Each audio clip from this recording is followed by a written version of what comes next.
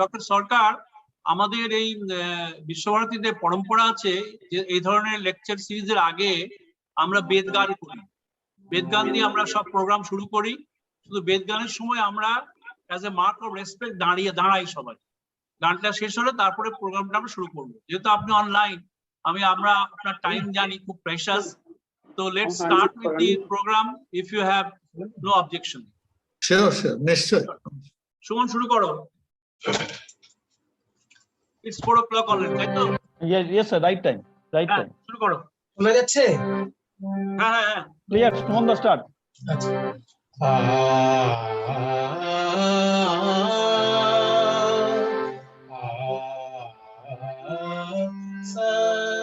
সঙ্গচ্ছধ্বম সংবদধ্বম সর্বমনা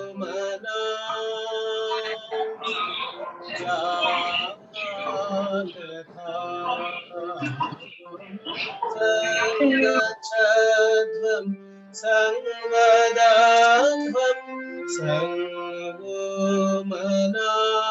সর্বমনাংসি জানতাম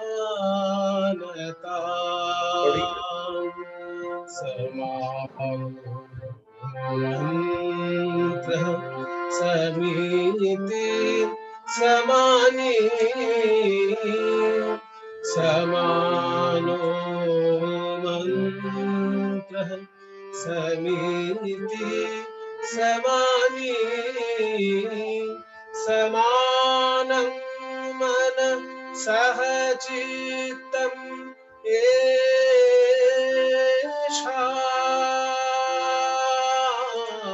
এষাম সঙ্গচ্ছধ্বম সংবদধ্বম সর্বমনাংসি জানতাম সঙ্গচ্ছধ্বম সংবদধ্বম সর্বমনাংসি জানতাম সমানিব আকুতি সমানা হৃদয়ানিব সমানিব আকুতি সমানা হৃদয়ানিব সমানমস্তু মনো যথা সুসহাসতি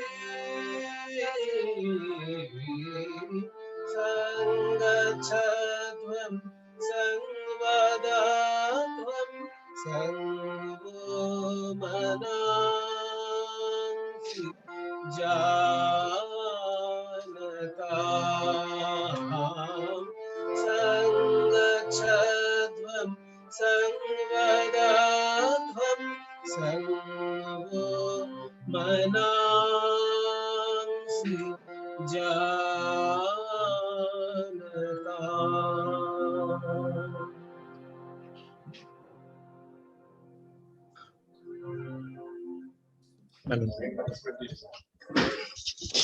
আমরা শুরু করব, তার আগে আমি জাস্ট আপনাকে ফর্মালি স্বাগত জানাই। বিশ্বভারতীর এই যে লেকচার সিরিজটা, এটা আমি জয়েন করার পর 2019 সালের জানুয়ারি মাস থেকে শুরু করেছিলাম এবং প্রথম লেকচারটা দেন কেমব্রিজ বিশ্ববিদ্যালয়ের ইতিহাসের অধ্যাপক দিলীপ চক্রবর্তী। তারপরে এসছেন আপনি 35 নম্বর লেকচারার। তার আগে আমরা লাস্ট উইকে পেয়েছি প্রফেসর অরবিন্দ পানাগারিয়া। তো বেশিরভাগ ক্ষেত্রে সোশ্যাল সায়েন্সের এবং সায়েন্সের ক্ষেত্রে আমরা একটা পেয়েছি। তো বেশিরভাগ ক্ষেত্রে social science predominant role play করেছে। এই প্রথম আমরা একজন ডাক্তারবাবুকে পাচ্ছি। আমরা একটা ওয়ার্কশপ করিয়েছিলাম যখন প্যান্ডেমিক শুরু হয়, সেখানে কিছু ডাক্তারবাবু এসেছিলেন, আমাদের PM হসপিটাল ডাক্তারবাবু ছিলেন, কিন্তু একদম lecture by doctor of the eminence of doctor Kunal Sarkar এই প্রথম পেলাম। এতে আমরা গর্বিত, আনন্দিত, এবং আপনি আমাদের লেকচার সিরিজকে অনেক উঁচু জায়গায় নিয়ে গেলেন। তো এবং সবচেয়ে আনন্দের কথা, সহকর্মীরা আপনারা শুনুন সেদিনকে যখন মিটিং হলো, মিটিং এর মধ্যে আমি ডক্টর সরকারকে ফোন করি এবং উনি সঙ্গে সঙ্গে রাজি হন আমাদের সঙ্গে কথা বলার জন্য। সেই জন্য ডক্টর সরকার, আমি আপনার কাছে ব্যক্তিগতভাবে কৃতজ্ঞ এবং আশা করি আমি ভবিষ্যতেও আমরা আপনার সাহায্য পাবো, কারণ এই পরিস্থিতিতে আপনার বক্তব্য সবাই শোনেন টেলিভিশনে এবং সামনাসামনি শোনার অভিজ্ঞতা বোধহয় আমরাই রেয়ার বিশ্ববিদ্যালয়ের তরফ থেকে। তো সেই জন্য আমি আপনাকে আবার ধন্যবাদ জানাচ্ছি। তবে একটা জিনিস আমি আপনাদের কাছ থেকে শিখেছি টেলিভিশনে শুনে, যে ব্যাধির দূরত্ব বজায় রাখবো, কিন্তু দূরত্বের ব্যাধিকে আমরা বাড়তে দেবো না। মানে এখানে আমি যেটা বলি যে সবাই যে বলে সোশ্যাল ডিস্টেন্সিং, আমি বলি সোশ্যাল ডিস্টেন্সিং কথাটা বোধহয় ভুল। আমি ডাক্তারবাবু, আপনি আমায় কারেক্ট করবেন, আমি আপনার কাছে বলছি। আমার মনে হয় যেটা মিন করা হয় মেইনলি শারীরিক দূরত্ব মানে ফিজিক্যাল ডিস্টেন্সিং, কিন্তু সামাজিক দূরত্ব অর্থাৎ দূরত্বের ব্যাধিটা যেন না বাড়ে। কারণ এই মুহূর্তে যারা এফেক্টেড তারা কিন্তু সবাই সাহচর্য চায়। আমরা ফিজিক্যাল ডিস্টেন্স মেনটেন করব, কিন্তু সামাজিক দূরত্ব যেন কখনোই আমরা না রাখি। কারণ যারা অসুস্থ, যারা এফেক্টেড, তারা কিন্তু সামাজিকভাবে যেন একঘরে না হয়ে যায়, তাতে ডিপ্রেশন বাড়বে, তাতে আমাদের সমাজের সমস্যা বাড়বে। তো বেশি কিছু বলবো না আমি, কারণ আমি যেটা আপনাকে বার বলছি, আমি সত্যি কৃতজ্ঞ আপনার কাছে যে আপনি আমার বক্তব্য আমাদের অনুরোধ রেখেছেন, আমাদের সহকর্মীদের অনুরোধ রেখেছেন। আমি আমাদেরই ডাক্তারবাবু ডক্টর অনির্বাণ দাশগুপ্ত কে কোঅর্ডিনেট করার জন্য অনুরোধ রেখেছি, কারণ এটা যেহেতু মেডিকেল সায়েন্সের ব্যাপার, সেটা ডাক্তারবাবুকে রাখা হয়েছে। এবারে আমি আপনাকে এগেইন ফর্মালি স্বাগত জানিয়ে আমি অনির্বাণকে বলছি, অনির্বাণ তুমি শুরু করো।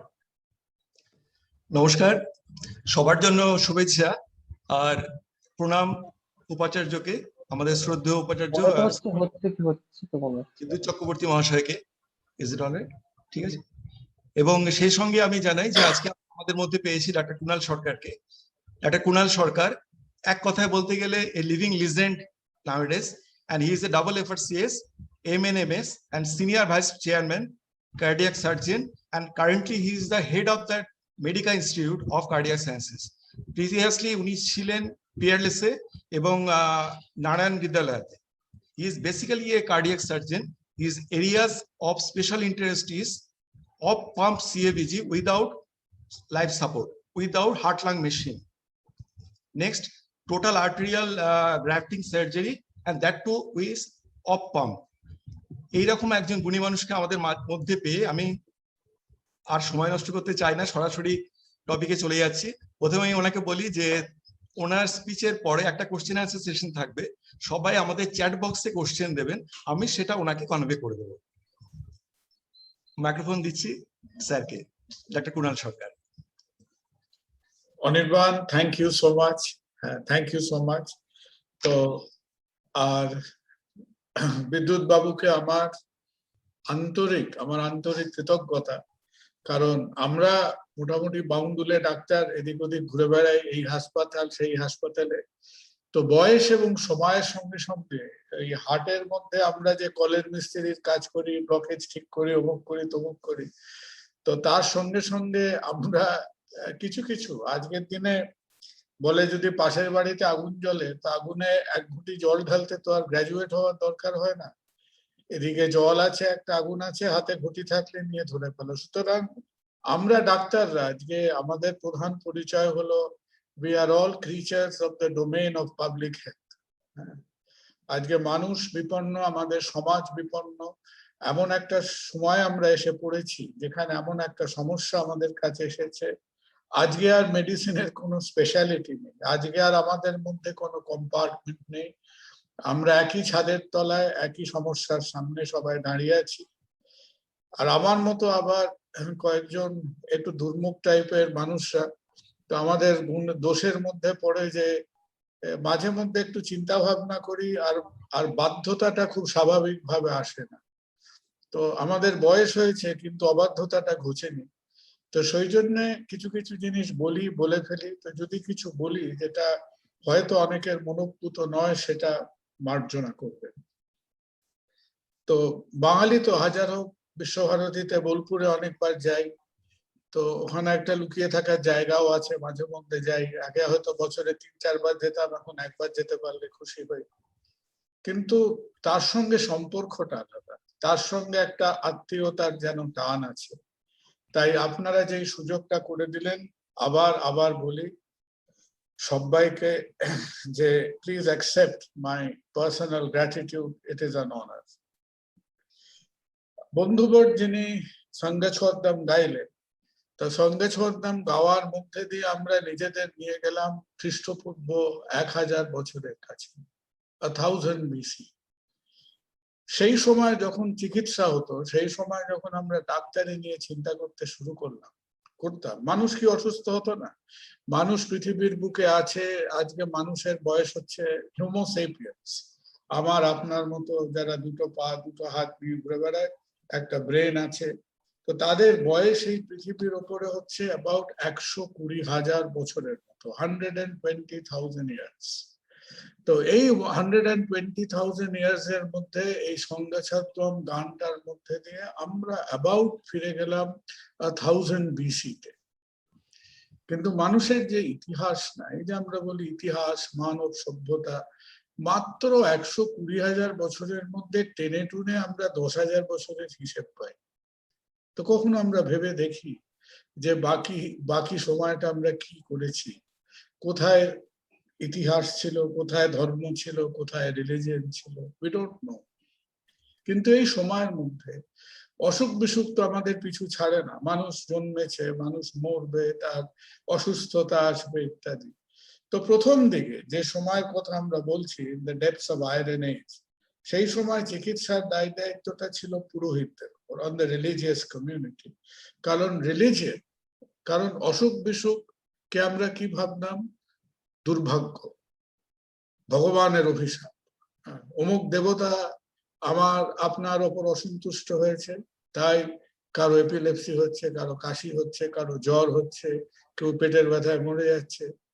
তাহলে যদি অসুখ বিসুখটা যদি ভগবান দত্ত একটা সমস্যা হয়, তার সমাধান কে করবে? যারা ভগবানকে সন্তুষ্ট রাখে, পূজারীরা, পুরোহিতরা, তারা করবে। So medicine and religion was a cogent specialty area in those days. তারপর ধীরে ধীরে যেতে যেতে যখন আমরা 5th সেঞ্চুরি বিসির কাছাকাছি এলাম, তখন পৃথিবীর নানান প্রান্তে কিছু মানুষ একটু ব্যতিক্রমী চিন্তা ভাবনা করতে শুরু করলেন। তার মধ্যে গ্রিসে ছিলেন হিপোক্রেটিস, ভারতবর্ষে ছিলেন চরক, সুশ্রুত, এরকম লোকেরা, এবং they led what is called a silent revolution. এবং তাদের যে নিঃশব্দের যে বিপ্লবটা করলেন, তার মধ্যে দিয়ে তারা কোন রকম চিৎকার চেঁচামেচি, কাটাকাটি, অমুক তমুক, এই ঝান্ডা সেই ঝান্ডা না করে তারা ধীরে ধীরে বললেন যে দেখো বাবা, এই অসুখ বিসুখের একটা কারণ থাকে, এটা সবসময় ভগবান যে রুষ্ট হয়েছেন, ঈশ্বর আমাদের অভিসম্পাদ করছেন, তার ব্যাপার না। সুতরাং আমরা ভাবতে থাকি, আমরা ভাবতে বসি, why are we sick, why are we falling ill, এবং তার থেকে আমাদের একটা অ্যানালিটিক্যাল, আমাদের একটা বিশ্লেষণ করার চিন্তা ভাবনা আসবে, আমরা অসুখ বিসুখকে সেই নিয়ে ভাবতে পারবো। এবং আমরা যারা ডাক্তাররা আজকে এটা সেটা অমুক তমুক কুড়িয়ে বাড়িয়ে খাই, আমরা ইতিহাসের সেই সময়টাকে 5th সেঞ্চুরি বিসি কে মনে করি the separation of religion from medicine. Definitely internationally আমাদের আন্তর্জাতিকভাবে হিপোক্রেটিসকে মানা হয় as a pioneer of that era. কিন্তু একই সময়, তখন তো ওয়াইফাই ছিল না, ফেসবুক ছিল না, হোয়াটসঅ্যাপ ছিল না, কিন্তু একই সময় এদিকে হিপোক্রেটিস তার কাছাকাছি ইরাতে একজন হরিদ্বারে, একজন আমাদের বেনারসের প্রান্তে ঘুরে বেড়াচ্ছেন, চরক, সুশ্রুত, এরা সবাই মোটামুটি একই সন্ধিক্ষণের মানুষ। এবং এরই ব্যাকগ্রাউন্ডে ছিল আরেকটা প্রেজেন্স পৃথিবীতে, এবং তার যে ব্যক্তিত্বটাকে কেউ তখন আমরা আমাদের দেশে অন্তত অস্বীকার করার উপায় ছিল না। That was the personality and the teaching of Gautam Buddha. কারণ গৌতম বুদ্ধ সেই সময় আমাদের বলছেন যে towards he is talking about humanity, he is talking about welfare for all. জীবনে কি করে দুঃখ কষ্ট সাফারিং এর উপর ওঠা যায়।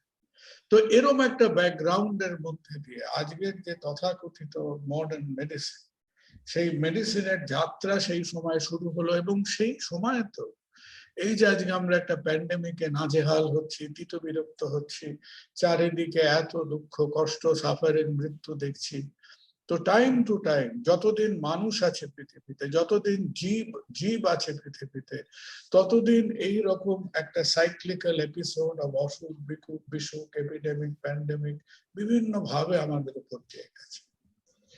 কথিত আছে যখন গ্রিক এবং স্পার্টা যুদ্ধ করছে 4th সেঞ্চুরি বিসিতে, যেটাকে পেলিপোনেসিয়ান ওয়ার বলা হয়, পেলিপোনেসিয়ান তখন প্যান্ডেমিক কেন? প্যান্ডেমিক তখনই হয় যখন একটা জনগোষ্ঠীর মধ্যে একটা অপরিচিত ঝামেলা, একটা অপরিচিত অসুখ ঢুকে পড়ে, তখন প্যান্ডেমিক। যে একটা মানুষ অসুস্থ হচ্ছে না, বহু মানুষের যে সিস্টেম, তার যে ইমিউনিটি, সেটা একটা অচেনা ভাইরাস হোক ব্যাকটেরিয়ার হোক সামনে পড়ছে, এবং যেহেতু কারোর মধ্যেই কোনো রকম প্রতিরোধ ক্ষমতা নেই, সবাই একেবারে পরপর এটাতে এফেক্টেড হয়ে যাচ্ছে। তো সেরকম একটা ঘটনা ঘটেছিল।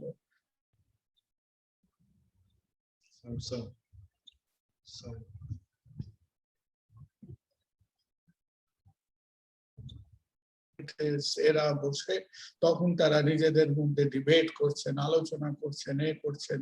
The principal of democracy was founded in that time, যখন পিছনে প্যান্ডেমিক চলছে, এদিকে গ্রিক স্পার্টা যুদ্ধ করে চলেছে। তো এটা একটা, আমরা আমাদের পৃথিবীর উপর আমাদের সময়টা সংক্ষিপ্ত, 6 decades, 7 decades, 8 decades হচ্ছে একটা মানুষের শেলফ লাইফ অন আর্থ। কিন্তু in the history of mankind may not be in the shelf life of an individual. এই আবর্তটা বারবার আমাদের মধ্যে ঘুরে এসেছে। আজ আমরা বিশ্বভারতীর কথা বলছি, বোধহয় 1901-এর কাছাকাছি, তখন বিশ্বভারতীর একটা ফরমেটিভ হচ্ছে, রবীন্দ্রনাথ তার কিছু স্কুল টুল সরিয়ে আনছেন, বিশ্বভারতী ক্যাম্পাস হচ্ছে, এবং এই যে সময়টা, the end of 19th century, the end of 19th century, 1898, 1901, তখন ভারতবর্ষে একাধিক প্যান্ডেমিক হয়ে গেছে, প্লেগ হয়েছিল। যে প্লেগটা পোর্ট সিটিজ মুম্বাই, কলকাতা, পোরবন্দর ইত্যাদি, সুরাট এদের এফেক্ট করেছিল, এবং এই যে প্লেগের এফেক্ট 1898-এর যে ইন্ডিয়ান প্যান্ডেমিক, এই ইন্ডিয়ান প্যান্ডেমিক ভারতবর্ষের ইতিহাসে তার ছাপ রেখে গেছে। এই প্যান্ডেমিকের মধ্যে শুরু হয় বাল গঙ্গাধর তিলকের প্রোটেস্ট। এই প্যান্ডেমিকের মধ্যে শুরু হয় যে তখন যেন আমাদের ইন্ডিয়ান ন্যাশনালিজম খানিকটা ঝিমিয়ে পড়েছিল। তখন থেকে শুরু হয় পুনার প্রোটেস্ট, কারণ এই প্লেগ রুখতে গিয়ে তখনকার ব্রিটিশ শাসক সমাজ এমন কিছু স্টেপস এন্ড মেজার্স নিয়েছিলেন, যেটাতে আমাদের দেশের লোকেরা মনে করেছিল that was insulting towards the Indian population. তো এই গল্প বলতে গেলে অনেক সময় চলে যাবে। তখন যখন চাপেকার ব্রাদার্স তারা যখন র্যান্ডকে অ্যাসাসিনেট করলেন, that was a protest against the suppressive measures taken by RAND in an effort to control the pandemic. সুতরাং এই যে প্যান্ডেমিকের আসা যাওয়া, প্যান্ডেমিক এপিডেমিক, একটা বহু মানুষ অসুস্থ হচ্ছেন, হলে পরে আমাদের নাস্তানাবুদ করে দেয়। এটা নতুন নয়, এটা একটা পুরানো ব্যাপার, বারবার আমাদের মধ্যে ফিরে এসেছে। এই সময়কার প্যান্ডেমিকে স্বামী বিবেকানন্দ লিখলেন, উনি একটা প্রোটোকল লিখেছিলেন, how to protect ourselves from pandemic. কিছুদিন আগে আবার এতদিন বাদে, আজকে 120 বছরেরও পরে, আজকে সেই স্বামী বিবেকানন্দের লেখা দ্য প্রোটোকলস অফ প্যান্ডেমিক, এটা কিন্তু আবার আমাদের চোখের সামনে ভেসে উঠছে। উনি অস্থির হয়ে গেছিলেন, চারিদিকে এত মৃত্যু, এত দেখে। তখন সবে বেলুর মঠের কিছু জমি টমি কিনেছেন, উনি জমির কাগজ হাতে নিয়ে ছুটলেন, বললেন এসব জমি জমা আমার দরকার নেই, আমি বিক্রি করে দেব। হ্যাঁ, একটা করে লেকচার দিতেন, একটা লেকচার থেকে $1 করে রোজগার করতেন। তো যদি না, স্বামী বিবেকানন্দের স্পন্সর কে ছিল জানেন? আজকাল ক্রিকেটে যেমন স্পন্সর থাকে, বিবেকানন্দের স্পন্সর ছিল পন্ডস ক্রিম। এই যে গালে পন্ডস ক্রিম মাখেন, সেই পন্ডস ক্রিমের কোম্পানি স্বামীজিকে $1 করে দিত পার লেকচার। সেই $1 জমিয়ে বেলুড় মঠের জমি কেনা, সেটা কিনে উনি হাতে কাগজ নিয়ে বলেছিলেন ধুত্তরে জমি জমা কিছু চাই না, চারিদিকে এত মৃত্যু, মানুষের এত কষ্ট, এটাকে দিয়ে আমি ওষুধপত্র কিনে নেমে পড়বো কাজে। শ্রীমা ওনাকে আটকেছিলেন, আটকে বলেছিল যে জমি তুমি বিক্রি করতে করো না, এটা তোমার হবে না, আমরা এধার ওধারে চেয়ে থাকি, কিছু না কিছু উপায়, কিছু না কিছু ব্যবস্থা একটা হবে। সবাই, কোন মানুষ এক্সপোজড হননি? রবীন্দ্রনাথ 1907-এ তার কনিষ্ঠ পুত্র মারা গেলেন cholera epidemic. He was very hurt by that incident, খুব দুঃখ পেয়েছিলেন, very attached to his youngest son. তারপর যখন 1919-এ আমাদের লাস্ট প্যান্ডেমিক যেটা আমাদের উপর আছড়ে পড়েছে, স্প্যানিশ ফ্লু বা বম্বে ফিভার, ভারতবর্ষে স্প্যানিশ ফ্লু বলা হতো না, ভারতবর্ষে বম্বে ফিভার বলা হতো। মহাত্মা গান্ধী প্রায় 2 সপ্তাহ ভুগেছিলেন সাবরমতীতে স্প্যানিশ ফ্লু হয়ে।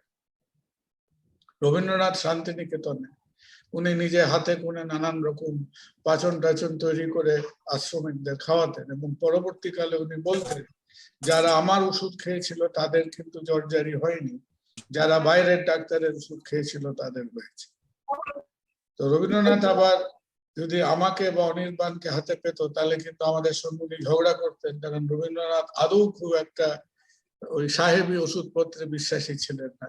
বিশ্বভারতীতে একজন ডাক্তার ছিল, আমি নামটা ভুলে গেছি, ডক্টর সেন বলে, ওনার বোধহয় জীবিত অবস্থায় একজন ডাক্তারকে উনি অ্যাপয়েন্ট করেছিলেন, এবং সে ডাক্তারবাবু খুব আক্ষেপ করতেন যে গুরুদেব তাকে একেবারে ওষুধপত্র প্রেসক্রাইব করতে দিতেন না, বলতেন তোমার ওষুধে কোনো কাজ হবে না, আমি বলে দেবো কার কি ওষুধ লাগবে। সো যাই হোক, so it is nothing new. হ্যাঁ, আমাদের জীবনটা জর্জরিত, আজকে আমরা চিন্তিত, আমরা সবাই নানান রকম ভাবে ভাবছি, দেখছি, কিন্তু মেনে নিতে হবে যে পৃথিবীতে যারা এসেছে, আমরা প্রথম নই যারা এই সমস্যার মধ্যে ঢুকেছি, এবং সব সমস্যার মতন এই সমস্যারও একদিন শেষ হবে। খালি আমাদের চোখ কান খুলে মাথা ঠান্ডা করে সেই দিকটাতে চলতে হবে। এবার যে প্রবলেমটার মধ্যে আমরা এসে পড়লাম এখন, 2019 থেকে শুরু করাটা খুব বেশি লম্বা হয়ে পড়বে।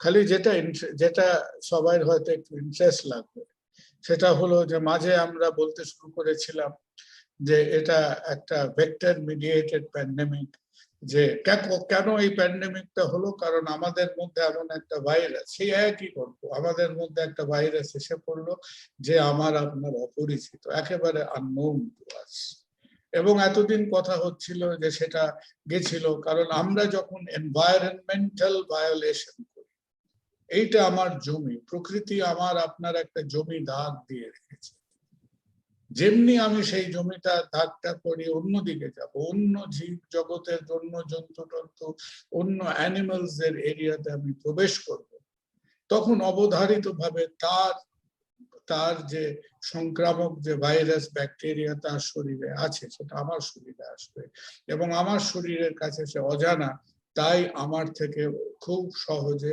বহু মানুষের মধ্যে সেটা ছড়িয়ে পড়বে। That has always been the set pattern of every pandemic. Spanish flu কেন হয়েছিল? স্প্যানিশ ফ্লু হয়েছিল কারণ প্রথম বিশ্বযুদ্ধের যে সোলজাররা তারা ট্রেঞ্চ কেটে কেটে যুদ্ধ করত, এবং ট্রেঞ্চের মধ্যে হাজারো সোলজাররা বহুদিন ধরে একটা অমানবিক একটা নোংরা পরিস্থিতিতে থাকতো, এবং সেই ট্রেঞ্চের আশেপাশে সব চাষা ভুষোদের শুয়োর টুয়োর এটসেট্রা তারা ঘুরে বেড়াতো। যে ট্রেঞ্চের মধ্যে শুয়োর আছে সেই ট্রেঞ্চের মধ্যে একটা মানুষও দিনের পর দিন সপ্তাহের পর সপ্তাহ থাকতো।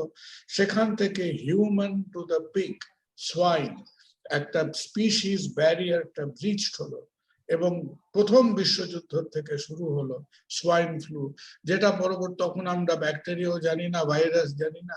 আলেকজান্ডার ফ্লেমিং তার বহু পরে 1928 সালে পেনিসিলিন আবিষ্কার করেছেন।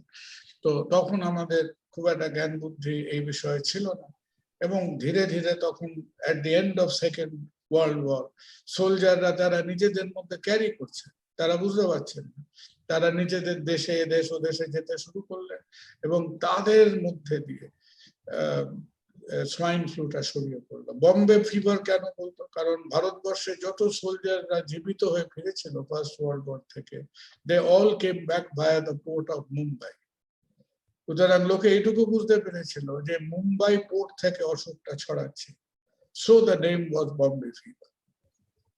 এবার এই যে ভাইরাসটা আমাদের জাঁকিয়ে বসলো, করোনা ভাইরাস ইত্যাদি, করোনা ভাইরাস আমাদের নতুন কিছু না, কুকুরদের মধ্যে দেখা যায়, ব্যাটেদের মধ্যে দেখা যায়। অনেকে বলে যাদের বাড়িতে কুকুর আছে তাদের কোভিড কম হয়, কারণ কুকুরের মধ্যে একটা ভাইরাস আছে, করোনা ভাইরাস বিটা বলে। তো বলে people who have dogs at home তাদের একটা এক্সপোজার থাকে, সুতরাং তারা হয়তো unknowingly they are a little bit resistant. তো আমাদের যে একটা ধারণা দেওয়া হয়েছিল আমাদের যে এটা ওই ব্যাটেদের থেকে বা বাদুড়দের থেকে এসেছিল, সেখান থেকে ওয়েট মার্কেট অমুক তমুক। ঠিক গত সপ্তাহে কিন্তু সেই থিসিসটা নিয়ে দু একটা খুব পাওয়ারফুল সায়েন্টিফিক জার্নালসে এটা নিয়ে খুব তোলপাড় হয়েছে। কারণ দু একজন চায়নার ভ্রুকুটিকে অগ্রাহ্য করে এখন some scientific, I am not talking about popular press, I am talking about scientific publications, যারা কিন্তু বলতে শুরু করেছে যে এটা খুব সম্ভবত একটা আর্টিফিশিয়ালি ইঞ্জিনিয়ার্ড ভাইরাস। এটা বড্ড লম্বা, এই ভাইরাসটা ভীষণ লম্বা, ন্যাচারালি এত লম্বা ভাইরাস আসে না। আমরা কেবল যে ছবিটা দেখি না, আমরা তার গোল মাথা দিয়ে খুঁচা খুঁচা বেরিয়ে আছে, that is really not a true picture of the virus. ওটা হচ্ছে ভাইরাসের হেডটা, এর একটা বডি আছে, it's very long amino acid sequence. এবং প্রেজেন্টলি আমরা যে কতগুলো জিনিস নিয়ে ভয় পাচ্ছি, যে মিউটেশন যেখানেই যায় চেঞ্জ করে, এমুক করছে, মিউটেশন হচ্ছে, Indian variant, UK variant, double mutation ইত্যাদি। প্রথম কথা হলো ভাইরাস অলওয়েজ মিউটেটস। আমাকে আপনাকে কেউ যদি একটা ছাপা বই দিয়ে বলে এর 200টা কপি করো, even you will never be able to do 200 identical photocopies. তার মধ্যে 2-4-5টা বেরিয়ে যাবে যার কালিটা ফিকে উপরে উঠে গেছে, নিচে উঠে গেছে। So similarly any genetic material, DNA বা আরএনএ, তার নেচারই হলো চেঞ্জ করা। নাহলে তো আমি আমার বাবা মায়ের একেবারে ditto cut and paste copy হতাম। We are not cut and paste copies of our parents, because যে কোনো জেনেটিক মেটেরিয়াল সে চেঞ্জ করবে। তো এই ভাইরাসটা যেটা নিয়ে আমরা আতঙ্কিত হয়ে রয়েছি, নিশ্চয়ই হওয়ার কারণ আছে, যে মিউটেটিং ভেরিয়েন্ট বলে, এটা কিন্তু অনেক আরএনএ ভাইরাসের থেকে কম মিউটেট করে। It is actually in reality a pretty stable virus. অনেক দিন বাদে বাদে দু একটা চেঞ্জ দেখাচ্ছে, ইউকে তে দেখিয়েছে। এই যে নাম্বার গুলো দেখেন B1617 এটা সেটা ইত্যাদি, এগুলোতে কি হয়, এগুলো হচ্ছে যে this denotes the amino acid position, ওসবের মধ্যে এখন ঢুকছে। So it has always been there. মানে এটা নিয়ে যে আমি আপনি একেবারে না ঘুমিয়ে ষড়যন্ত্র করছে করছে না, ষড়যন্ত্র করছে না, এর নেচারই তাই, সব সময় তাই করবে। এখন আমরা যে ঝামেলার মধ্যে এখন রয়েছি, দ্য সেকেন্ড ওয়েভ যেটা আমরা আজকে এক্সপিরিয়েন্স করছি, প্রথমত ফার্স্ট ওয়েভ যেটা আমাদের মধ্যে ছিল, ধরে নিন প্রায় জুলাই থেকে রাফ স্ট্রোকটা শুরু হয়েছিল, went on till about November। তো ভারতবর্ষ তো এত বড় একটা জায়গা, ভারতবর্ষ থেকে আমরা যখন গ্রাফ আঁকি বা আপনি যদি গুগলে গিয়ে করোনা ভাইরাস ইন্ডিয়া টাইপ করেন, আপনাকে একটা কার্ভ দেখিয়ে দেবে। Plus please remember this is a summation of many experiences. এত বড় একটা দেশ, 3 লক্ষ স্কোয়ার কিলোমিটার, 130 কোটি লোক, 30টা রাজ্য, এটা উই আর লাইক ইউরোপ। হ্যাঁ, ঠিক যেমন ফ্রান্স জার্মানির সঙ্গে মিলবে না, কি জার্মানির টাইমলাইন অফ প্যান্ডেমিক ইউকের সঙ্গে মিলবে না, কখনোই ভারতবর্ষের এক প্রান্ত থেকে আরেক প্রান্ত, মানে এদিকে আহমেদাবাদ থেকে কলকাতা, কখনোই একই টাইম স্কেলে আসবে না। আমরা যখন এটাকে ম্যাথমেটিক্যালি এক্সট্রাপোলেট করি ডেটা ওয়াইজ, আমরা একটা কার্ভ পাই। তো ধরা যায় মোটামুটি দেখা গেছিল যে জুলাইয়ের মাঝামাঝি 14th to 17th জুলাই আমরা ফার্স্ট ওয়েভের পিকে রিচ করেছিলাম। তারপরে মোটামুটি থেমে গেল। থামার পর there were many factors, যে আমরা কেউ ভেবেছিলাম, আমরা মনে করেছিলাম হাইয়েস্ট 97,000 কেস ছিল, বোধহয় 17 সেপ্টেম্বরে ছিল। তো আমরা মনে করেছিলাম বাবা এত কেস, এত অমুক তমুক, হাইয়েস্ট পজিটিভিটি রেট ছিল 13 না 15% এর কাছাকাছি। তো আমরা ভেবেছিলাম যে আরে ও বাবা এত মারাত্মক হয়ে গেছে, অনেকের ইনফেকশন হয়ে গেছে, আমাদের মধ্যে আর আসবে না, এত লোকের হয়ে গেছে, 1.5 কোটি লোক মতো infected, so we are not going to get A second.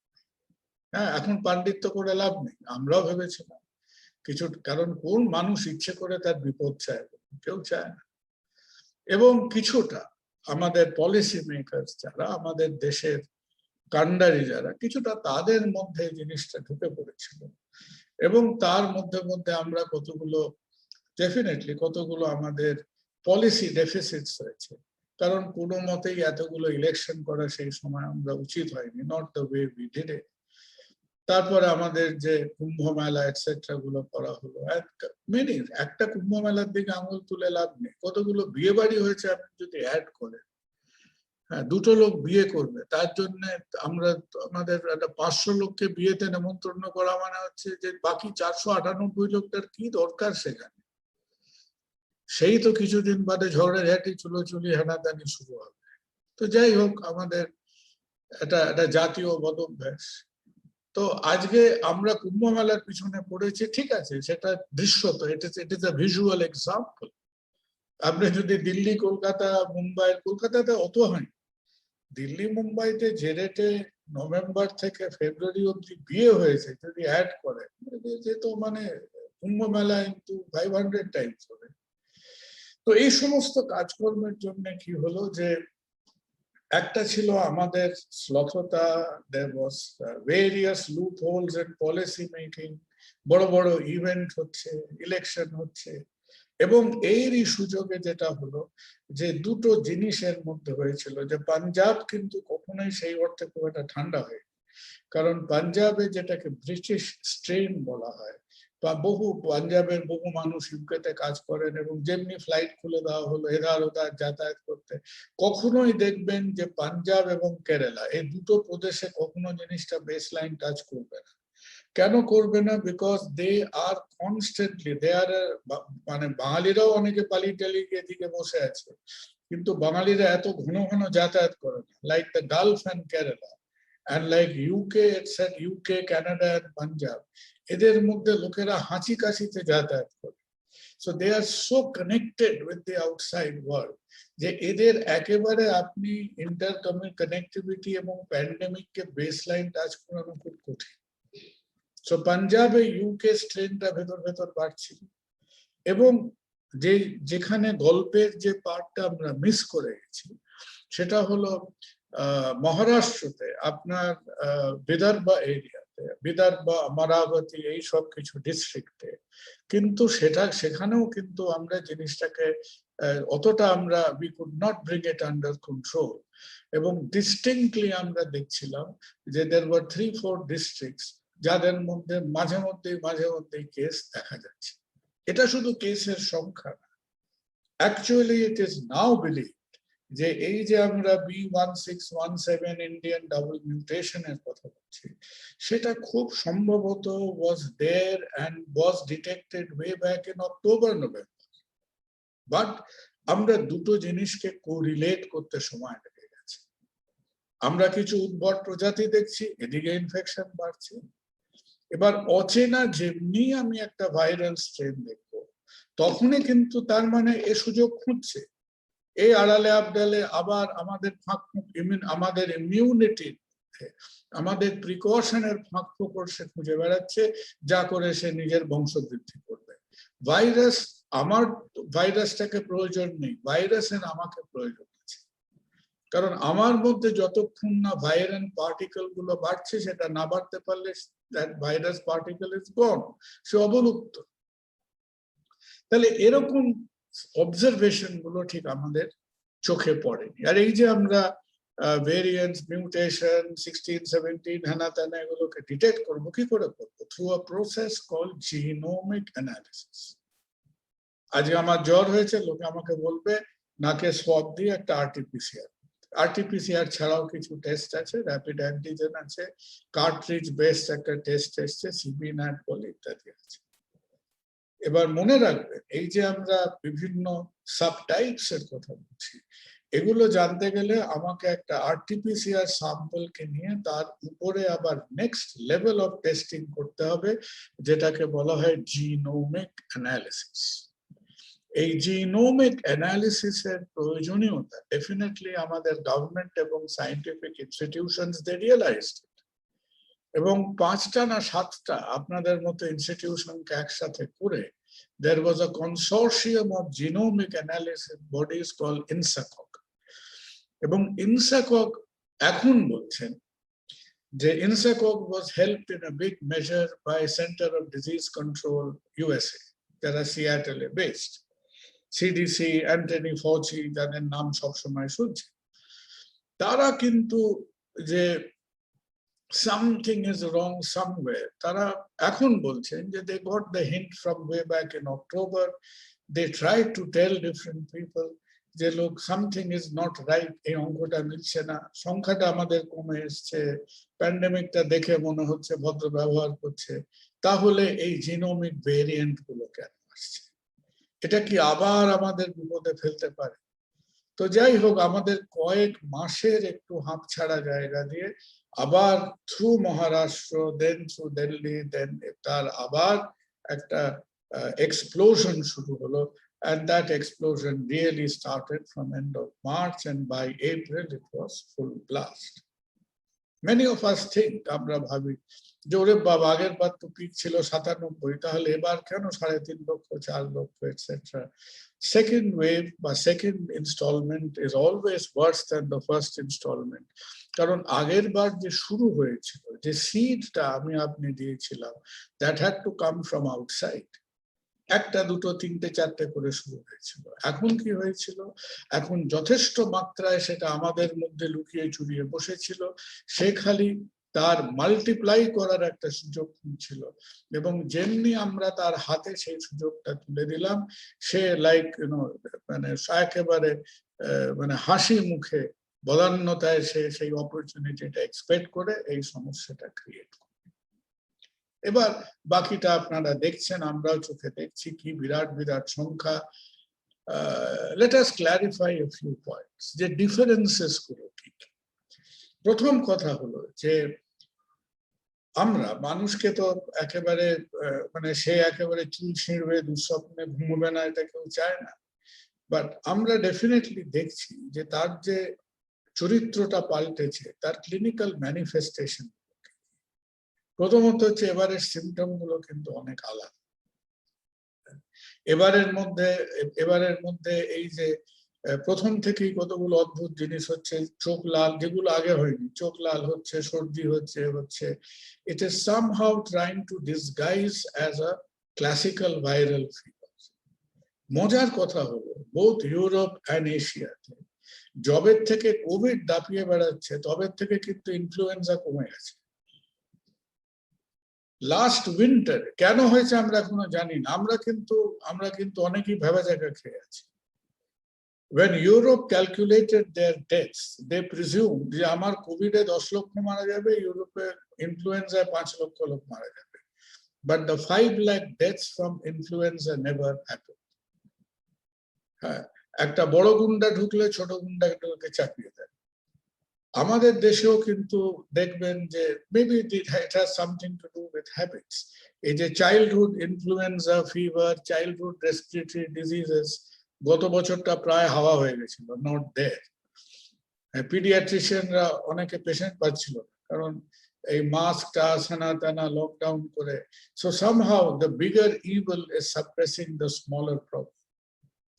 তাহলে এবারে কি হচ্ছে, এবারে সিমটমস গুলো একটু আলাদা হচ্ছে। আর যে জিনিসটা আমাদের বেশি ভোগাচ্ছে সেটা হলো যে লাস্ট টাইম আমরা ভাবতাম আচ্ছা অমুকের কোভিড হয়েছে, এই যে একটা টার্বুলেন্ট, এই যে একটা জটিলতার যে ফেজটা, সবাই হবে না, কারো কারো হবে, 5% এর হবে, 3% এর হবে, দ্যাট কমপ্লিকেটেড ফেজ, যেটাকে সাইটোকাইন স্টর্ম এটসেট্রা বলা হয়, that was sort of coming from the 5-7 days plus তারপর থেকে। বাট কোভিডও এখন অধৈর্য হয়ে পড়েছে, তার হাতে অত সময় নেই, সে এখন এসে করে, এবং যাকে সে বেশি মানে অত্যাচার করার প্ল্যান করে, এবারটায় second ওয়েভে within 2-3 days it is causing a lot of problem. একটা ফান্ডামেন্টাল জিনিস আমাদের বুঝলে ভালো হয়, it doesn't make a difference, সেটা হচ্ছে এই যে আমরা দুদিন আগে শুনলাম যেমন ডিআরডিও এটসেট্রা একটা অ্যান্টিভাইরাল ওষুধ তৈরি করেছেন। অনেস্টলি স্পিকিং কোভিড এর এগেনস্টে কিন্তু অ্যান্টিভাইরাল ওষুধ তৈরি করে আমরা বিরাট কিছু করতে পারছি না। কেন করতে পারছি না? কারণ আমাদের যখন এই যে শারীরিক ঝামেলাগুলো হচ্ছে, ব্রেথলেসনেস, লাংয়ে ছড়িয়ে পড়ছে, অক্সিজেন কমে যাচ্ছে, লাং কনসলিডেশন হচ্ছে, আমরা হাঁক পাক করছি, that is not caused by number of viruses. That problem is caused by আমাদের নিজস্ব ইমিউন রেসপন্স। কি হচ্ছে ব্যাপারটা? ভাইরাসটা আমার শরীরে ঢুকলো, লাংস আমাদের শরীরে is the most immunogenic organ. কেন লাংয়ের এত ইমিউনোজেনেসিটি? কারণ আমার হার্ট, স্টামাক, ইন্টেস্টাইন, ব্রেন, শরীরের কোনো সেকেন্ড ভিসেরা নেই যেটা open to the atmosphere. Lung is the only organ in the body which is open to the atmosphere. সে হাওয়ার থেকে হু হু করে শ্বাসটা আমরা নিচ্ছি, সারা পৃথিবীর ভিতরে হাওয়ায় যা যা আছে পলিউটেন্টস, ব্যাকটেরিয়া, ভাইরাস আমার লাঙে যায়, লাং সেটাকে ইমিউনোলজিক্যালি প্রসেস করে তারপর সে অক্সিজেন, কার্বন ডাইঅক্সাইড এসব করছে। এবার এই যে ভাইরাস বাবা যে আমার শরীরে ঢুকলো, ধরুন আমার সে 5টা ঢুকেছে এবং তাকে সাপ্রেস করতে আমার এতটা রেসপন্স হলেই হয়ে যাবে, but that does not happen. Lungs হঠাৎ করে এমন একটা, মানে যাকে আপনি এই চুপ করে বসো একটু বকা দিলে হয়ে যাবে, তাকে আপনি ঘুষি মারতে চান। তো লাংসের যে উল্টে সে যে ইমিউন রেসপন্সটা করে, যার এতটা করলে হয়ে যেত সে এত দূরে চলে যাচ্ছে। অর্থাৎ আমাদের সিস্টেম পালমোনারি ইমিউনোলজি মিডিয়েটেড যে রেসপন্সটা হচ্ছে, that is far above what is required. যাকে ধমক দিলে আপনার কাজ হয়ে যেত, আপনি তাকে মারপিট করতে গিয়ে একটা বিশ্রী সিচুয়েশনে চলে যাচ্ছেন, এবং that is what is called the cytokine storm. Cytokine storm is not really, it is ভাইরাসটা আপনাকে ইরিটেট করবে, আমি আমার রিয়াকশনটাকে মডুলেট করতে পারলাম না, আমি অতিরিক্ত রিয়াক্ট করলাম এবং আমি নিজেরই ক্ষতিটা নিজে করে বসে থাকছি, দ্যাট ইজ সাইটোকাইন স্টর্ম। সুতরাং কমপ্লিকেটেড বা সিভিয়ার কোভিড এর যত ওষুধপত্র etcetera, steroids, immunomodulators, they are all aimed towards regulating the immune system. এই যে আমি বেশি মাথা গরম করে ফেলেছি, আমার মাথাটা ঠান্ডা করার জন্য সব ওষুধপত্র দেওয়া হচ্ছে। ভাইরাস ততদিন যা বিরক্ত করার করেছে, মোটামুটি আনাচে কানাচে চুপচাপ বসে আছে। So that is one of the things যে লট অফ পিপল থিঙ্ক, আমরা অনেকেই ভাবি যারে ব্যস্ত, যেরকম আমি একটা পেনিসিলিনের ইনজেকশন নিলে একটা ভাইরাস ঠিক হয়ে যাচ্ছে, কি দুটো অমুক টমুক সেপ্ট্রান খেলে একটা অন্য ব্যাকটেরিয়া চলে যাচ্ছে। ওখানে প্রবলেমটা হচ্ছে the damage is caused by the presence and number of bacteria. Virus হচ্ছে আরো মিচকে শয়তান, ও একটা জিনিসটাকে খুঁচিয়ে দিয়ে এধারে ওধারে চলে যায়। তারপর problem is caused by the immune system. তো দ্যাট ইজ দ্য প্রবলেম। এই যে সাইটোকাইন স্টর্ম বা যেটা জিনিস মানুষটাকে আমাদের অ্যাকচুয়ালি যেটা ফিজিওলজিক্যাল ড্যামেজ করছে, that is happening much earlier now. প্রথম দিকে আমরা ভাবছিলাম যে ওই 5-7 দিন বাদে দেখবো এটসেট্রা, না, নো মোর। নেক্সট ক্যাটাগরি হলো কি, নেক্সট ব্যাপারটা হলো যে in the mean time since 16th of January আমরা কিছু কিছু ভ্যাকসিনেশন করতে পেরেছি, not at the rate that we would have liked to. যতটা করতে চেয়েছিলাম ততটা করতে পারিনি, খানিকটা করতে পেরেছি। কিন্তু কি করেছি, 60+ এজ গ্রুপ, ডাক্তার কমিউনিটি, এদের আমরা অনেকটা প্রোটেকশন দিতে পেরেছি। তাতে কি হলো, এবার এজ গ্রুপ অফ এফেক্টেড নেমে গেছে। So I hope you don't have to, but আপনারা যদি এখন একটা রেসপিরেটরি কেয়ার, ক্রিটিক্যাল কেয়ার ইউনিটের আশেপাশ দিয়ে হেঁটে যান, it is very disturbing to see so many people in their 30s and 40s now in the hospitals in the critical care units. আমাদের হাসপাতালে আজকে যখন প্রথমে মানুষকে অক্সিজেন দেওয়া হয়, ওষুধ দেওয়া হয়, অক্সিজেনে কাজ না হলে you get on to the ventilator, ভেন্টিলেটরেও যখন কাজ না হয় তখন you go on to the most advanced hitech life support system, তাকে বলে ECMO। আমরা অক্সিজেনেট করি outside the body, extra corporeal oxygenation, heart lung বাইপাসের। ভারতবর্ষের তা বড় হসপিটাল বা এশিয়ার তা বড় হসপিটাল, কেউ 5টা 6টা ECMOর উপর কারো কোনো অভিজ্ঞতা নেই রান করার। এই যে আজকে আমি আপনি কথা বলছি, আমাদের হাসপাতালের নিচে it is under my supervision, হ্যাঁ, we are running 28 ECMOs at the same time. It is the largest experience of any hospital in Asia. এবং কাদের যা দেওয়া হচ্ছে, people who would be probably dead within 24 hours, and many of them are pretty young. তাহলে এই এবারকার বিপদটা, এই যে নিউ ভেরিয়েন্ট যেটা এসেছে, আমরা কি জিনোমিক অ্যানালিসিস ডেটা আছে? অনেস্টলি আমাদের জিনোমিক ডেটা নেই, কারণ RT-PCR থেকে জিনোমিক ডেটা করার কথা to the national organizations, আমাদের নয়, but I hope some data comes out. Another problem this time round is যে young age group, আর আগের বার যেমন আমরা বাচ্চাদের কথা ভাবি, কারণ আমরা চোখে দেখি, আমরা honestly nobody saw any children getting affected, but this time a lot of children are getting affected. Fortunately বাচ্চাদের কি হচ্ছে, বাচ্চাদের জ্বর হচ্ছে, ছেলে মেয়েদের, এবং ডায়রিয়া হচ্ছে, a lot of them are getting bad diarrhea. Fortunately lung complicationটা তাদের অতটা হচ্ছে না, because children have a different immunity, very different from us. তাদের একটা 13-14 বছরের ছেলের ইমিউনিটি আর আমার আপনার ইমিউনিটির মধ্যে অনেক তফাৎ, আকাশ পাতাল তফাৎ। তো সামহাউ ওরা কিন্তু ওদের ইমিউন সিস্টেমটা অতটা মাথা খারাপ করছে না যেটা আমার আপনার করে ফেলছে। So by the grace of God এই ইমিউনোলজিক্যাল প্রবলেম গুলো তাদের মধ্যে কম। সেকেন্ড ওয়েভের কি মোর্টালিটি হায়ার? আমার মনে হয় সেকেন্ড ওয়েভের mortality will be distinctly higher. First ওয়েভের মোর্টালিটি ছিল অ্যারাউন্ড 1.5657%। সেকেন্ড ওয়েভের মোর্টালিটি নিয়ে অনেক পলিটিক্যাল কথাবার্তা আছে, আমি তার মধ্যে ঢুকছি না। We are under reporting deaths, we are under counting deaths. বড় বড় state in Delhi, Uttar Pradesh etcetera, it is very true যে ছাড়খাড় হচ্ছে, সেখানে মানুষ চেষ্টা করলেও হয়তো একটা অ্যাকিউরেট ডেথ রেজিস্ট্রি রাখতে পারবে না। But I have a feeling যে সেকেন্ড ওয়েভের মোর্টালিটি যখন মাথা ঠান্ডা করে আমরা দেখতে পারবো will be in the region of 2.5% at least. সুতরাং আর সংখ্যাটা এত বেশি, আপনি চিন্তা করে দেখুন টোটাল নাম্বারটা যদি ফার্স্ট ওয়েভে 4 গুণ বেশি হয়, and that percentage is 1.5% higher. So at the end of the day, you will end up losing far higher number of people. But at the same time, per 100 people যারা অসুস্থ হচ্ছে প্রতি 100 জন মানুষ, actually still 92-93% are at home. 5 to 7% are coming through, at best 10% are coming to hospitals. এবং এই 10% যারা হসপিটালে আসে তাদের about 20% goes through, মানে probably 1% of the total affected population have a complicated course.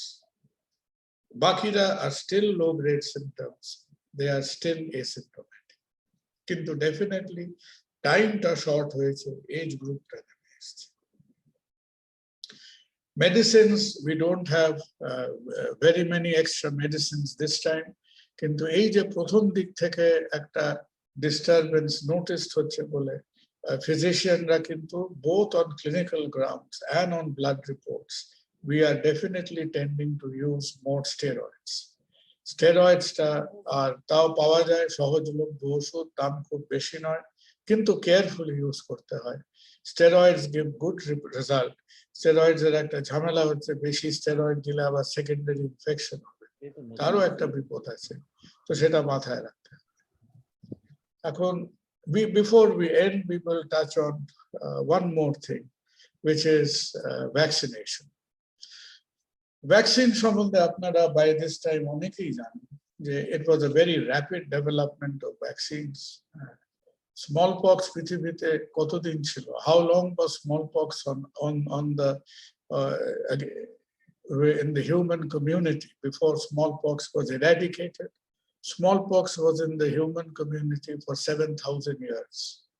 Before Edward Jenner, 1796, এই যে জেনার institute থেকে ভ্যাকসিন বেরোচ্ছে, যেটা কোভিশিল্ড হিসেবে আমি আপনি ইনজেকশন নিচ্ছি, সেই এডওয়ার্ড জেনার, এই ভদ্রলোকের বিন্দুমাত্র কোনো আইডিয়া ছিল না কে ভাইরাস কে ব্যাকটেরিয়া।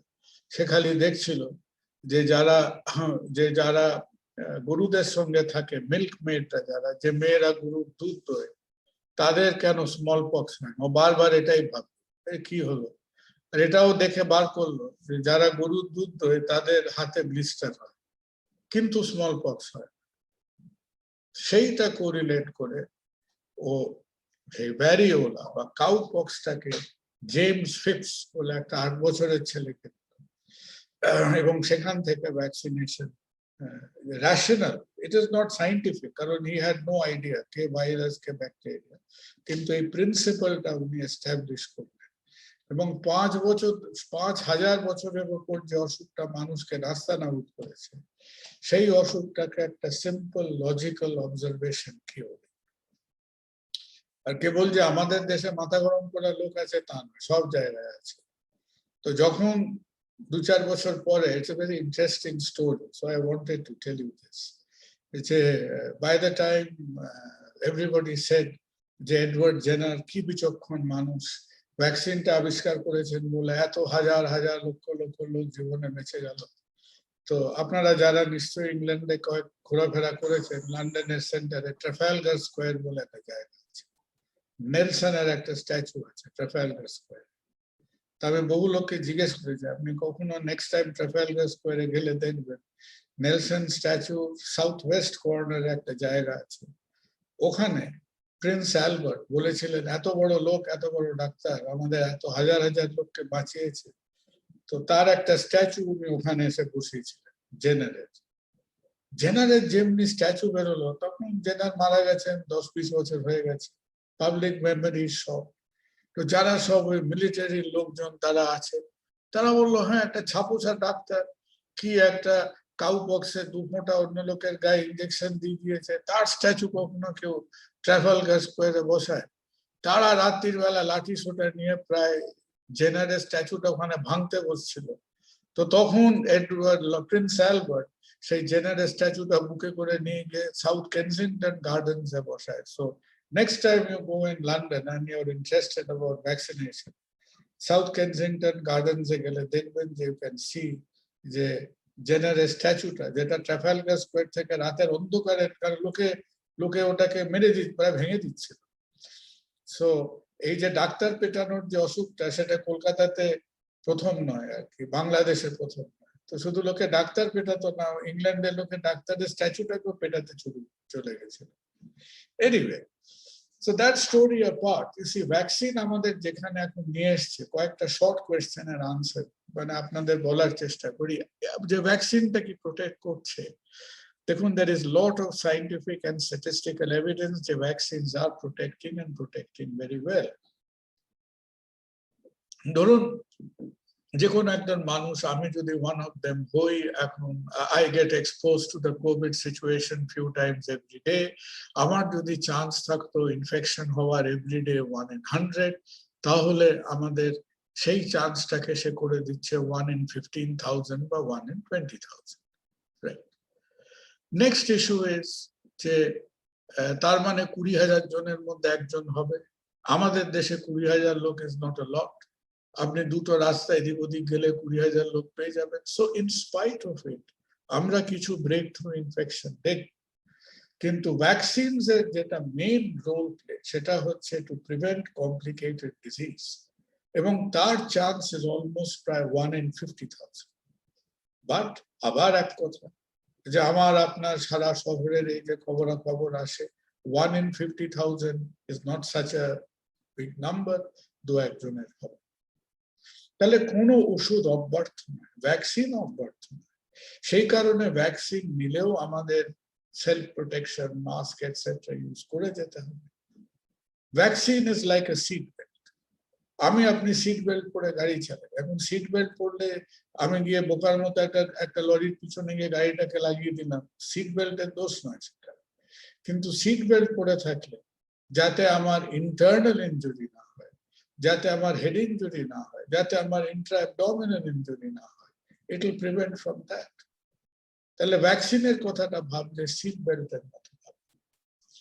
যদি আরো ডিটেল কিছু কোয়েশ্চেন থাকে আমি নেব পরে। ভ্যাকসিনেশনের প্রেজেন্ট স্টেটাস কি? ভ্যাকসিনেশনের প্রেজেন্ট যে স্টেটাস আমাদের দেশে, যাই হোক, trying not to be unnecessarily political this afternoon, but vaccination planning এ ইন্ডিয়ার একটা মেজর গন্ডগোল হয়েছে। We have to accept it. There has been a major miscalculation. আমরা প্রথমে আমাদের যে টার্গেট ছিল সেটা ছিল যে by the month of July to vaccinate about 30 crore people, 2 crores in healthcare, 28 crores in the elderly population. আর সেটা করলে we needed 60 crore vaccine. The apex committees that was there in Niti Aayog, Health Department, etc. জানি না কেন, they are very good people, very respected people, কিন্তু তারা vaccination planning একটা major blunder করেছেন। They did not order the UK, USA, European Union, তারা সব vaccine order করে বসে আছে অক্টোবর নভেম্বর থেকে, আর আমরা মার্চ অব্দি গিয়ে we only ordered about 23-24 crore vaccines. So we were terribly running short. এর মধ্যে আবার ইউনাইটেড স্টেটস তারা র মেটেরিয়াল নিয়ে প্রবলেম করলো। ইউনাইটেড স্টেটস আবার কি করলো? United states have vaccinated 60% of their population only by using Pfizer vaccine. But তারা যত কোভিশিল্ড অর্ডার করেছিল ইন্ডিয়া থেকে, specially after the new US administration came on, তারা প্রত্যেকটা অর্ডার্ড ভ্যাকসিন ইন্ডিয়া থেকে নিয়ে চলে গেল, বললো we paid for it, we want it delivered. তো কি হচ্ছিল যে আমাদের যেহেতু নীতি আয়োগ etcetera did not order well in advance, আমরা কিছুটা অ্যাডহক বেসিসে অন্য লোকের শেয়ারের থেকে কয়েক লাখ ভ্যাকসিন নিয়ে নিচ্ছিলাম। We wanted to vaccinate at the rate of 40 lakhs per day, 30 to 40 lakhs per day. সেটা হলে আমরা জুলাইতে গিয়ে we could have hit around 30 crores. But raw material problem, foreign companies took away their stocks. The true picture was not given to the government. Government exported 6-7 crore vaccine. Everything added to this problem. And in the midst of it all, you see, bad advice kept on. That somebody misled the government once again to announce 18 to 45 vaccination. যখন আমরা 30 crore মানুষের জন্য 60 কোটি vaccine নিয়ে struggle করছি, তখন 18 to 45, which is another 50 crore people requiring another 100 crore vaccine, তার কোনো প্রশ্নই উঠতো না। তো somehow ওই ব্যাপারটা পুরো একেবারে মানে আমি একটা রবীন্দ্রসঙ্গীত গাইলে যেরকম অবস্থা হবে আর কি, তালের ঠিক নেই, ছন্দের ঠিক নেই, সময়ের ঠিক নেই, তো একদম সেই বেতালে বেসুরো গানের মতো একটা অবস্থা হয়েছে। But I believe that the government now realizes that there is major problem in vaccination planning. আর তারা এই স্পুটনিক আসছে, Sputnik should be available, the Russian vaccine. অনেকে জিজ্ঞেস করেন is it a good vaccine? It's a very good vaccine. The two cleverest vaccines technology wise যেটা আমাদের হাতে, Pfizer এখন আসেনি। ফাইজারের টেকনোলজিটাকে বলা হয় mRNA, which is the real technological advancement, very specific. Sputnik হচ্ছে very similar to Covishield. ওরা মামাতো পিস্তত ভাই, both are on the same model, adenovector based. কিন্তু Sputnik is clever. Covishield এর ফার্স্ট এবং সেকেন্ড ডোজে আপনি একই ভ্যাকসিন পান। Sputnik এর second dose is different from the first dose because they use different adenovector things. But Sputnik is a little bit difficult to manufacture. ওই জন্য দু একটা জায়গায় যেমন মেক্সিকো, স্লোভেনিয়া খুব সম্ভব, couple of countries যারা Sputnik manufacturing এর লাইসেন্স নিয়েছিল তারা কিন্তু করে উঠতে পারেনি। But Indian pharmaceuticals are very experienced. So I really hope যে we get it. And probably the last thing I want to tell you for a minute is যে সবাই এখন যে আমরা সেকেন্ড ওয়েভেই যথেষ্ট বিধ্বস্ত, তো অনেকে ভয় পাচ্ছেন থার্ড ওয়েভ অমুক কি হবে and all that. You see, the truth of the matter is যে ঠিক আছে রাস্তায় দু চারটে গাড্ডা থাকতে পারে, there may be a couple of potholes in the road, but if you and I know, আমি আপনি যদি জানি, একটা যদি আইডিয়া থাকে এই রাস্তাটা কোথায় ভাঙা, এই রাস্তাটার খানাখন্দগুলো কোথায় আছে, তাহলে an intelligent country like ours should be able to avoid it. এবং এইটা আমাদের অ্যাভয়েড করতে গেলে আমাদের পপুলেশন লেভেলে আমাদের একটা ধৈর্য লাগবে, কারণ ধৈর্য ধরুন আমরা এই একটা লকডাউনের মতো ফেজে যাচ্ছি, কিন্তু আমরা পট করে কোল্যাপসেবল গেট বন্ধ করলাম আবার ফট করে খুলে দিলাম, এই করলে কিন্তু হবে না। So we have to accept একদিকে আমাদের জীবন জীবিকা পড়াশোনা রুজি রোজগার এটা সেটা কলকারখানা চলতে হবে, that cessation, that resumption of activity has to be gradual, আর অন্যদিকে this is a short term measure, আর অন্যদিকে the important thing which is happening in the background is building up of the vaccinated population. এবং যখন আমাদের ভ্যাকসিনেশনটা আমার মনে হয় কি around in a population of around 130 crores, আমাদের ভ্যাকসিনেশন যখন 30-40 কাছাকাছি গিয়ে পৌঁছবে, I think governments all round will be far more confident this time to liberalize our activities. But vaccination is running slow now. If you are aiming, আমরা যদি ওই 40 থেকে 50 কি 30+ যদি aim করি, ভেবেছিলাম আমরা জুলাই, কিন্তু রাফলি এখন যা ইন্ডিকেশন, এখন it will be about September or so before we reach there because we are running slow. And most importantly from India is আমাদের vaccination target আরো বাড়বে। কেন বাড়বে? Because children will have to be vaccinated. Indian school going children has to be vaccinated.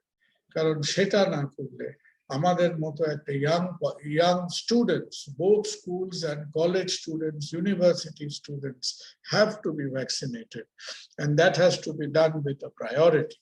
কারণ if you look at the Indian demography, আমরা যখনই ভাববো আমরা একটু নর্মাল হচ্ছি স্কুল খুললাম, ইউনিভার্সিটি খুললাম, কলেজ খুললাম, two reasons. One is the young, অল্প বয়সী যারা, তারাও এফেক্টেড হচ্ছে, আর যেমনি অল্প বয়সীরা comes into contact with an older age group.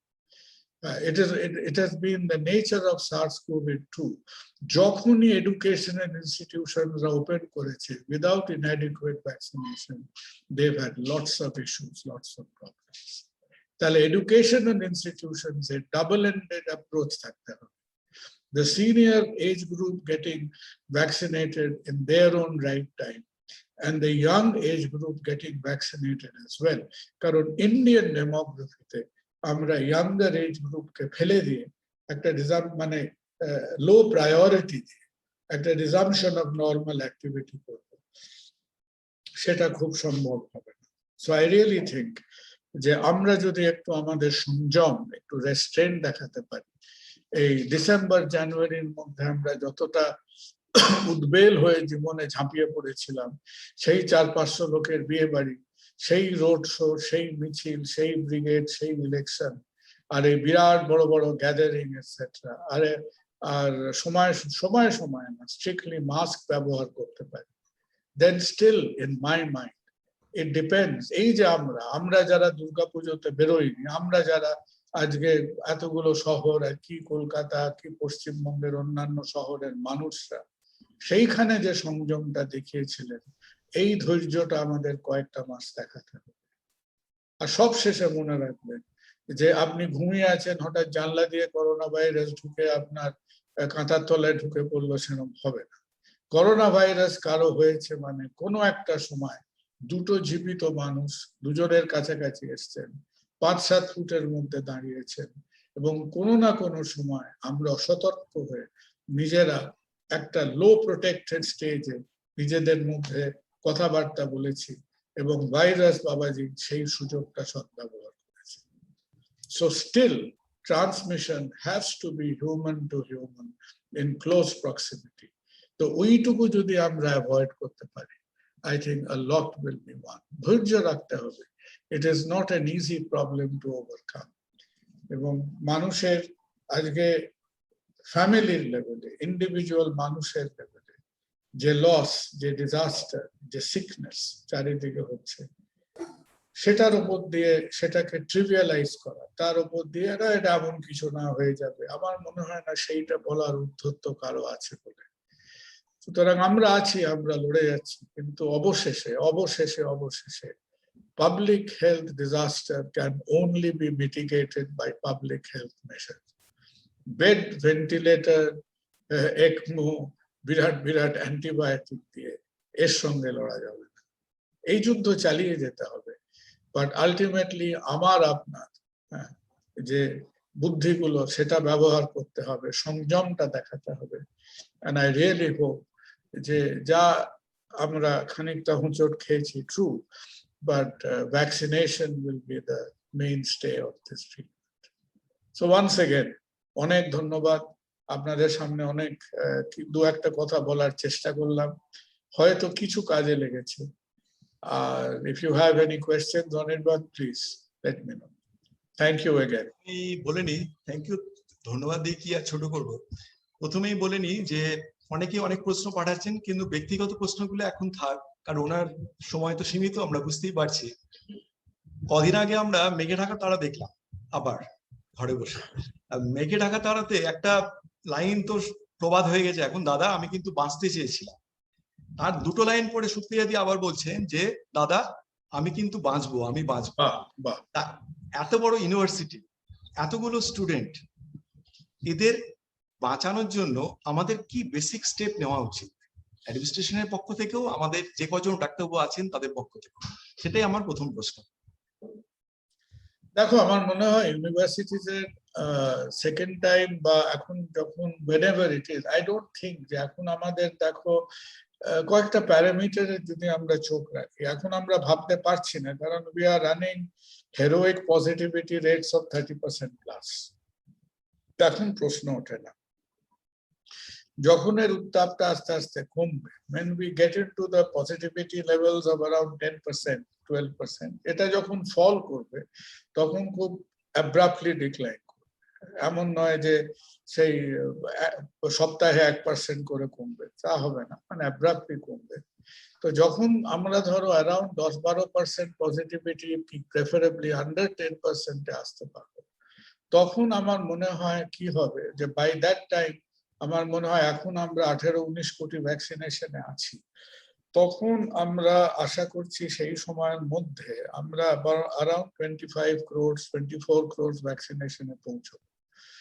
একদিকে প্যান্ডেমিকটা ঠান্ডা হচ্ছে, আরেকদিকে ভ্যাকসিনেশনটা একটু বাড়ছে। এখন ভ্যাকসিনেশন বাড়লে, জেনারেল পপুলেশন বাড়লে অনেকে অ্যাটাচ টু ইউনিভার্সিটিজ পেয়ে যাবেন। আর এডুকেশন স্টাফ যারা আজকে যারা interaction, it's an interactive process, education স্টাফদের আমার মনে হয় একটু প্রায়োরিটি দিয়ে ভ্যাকসিনেট করতে হবে।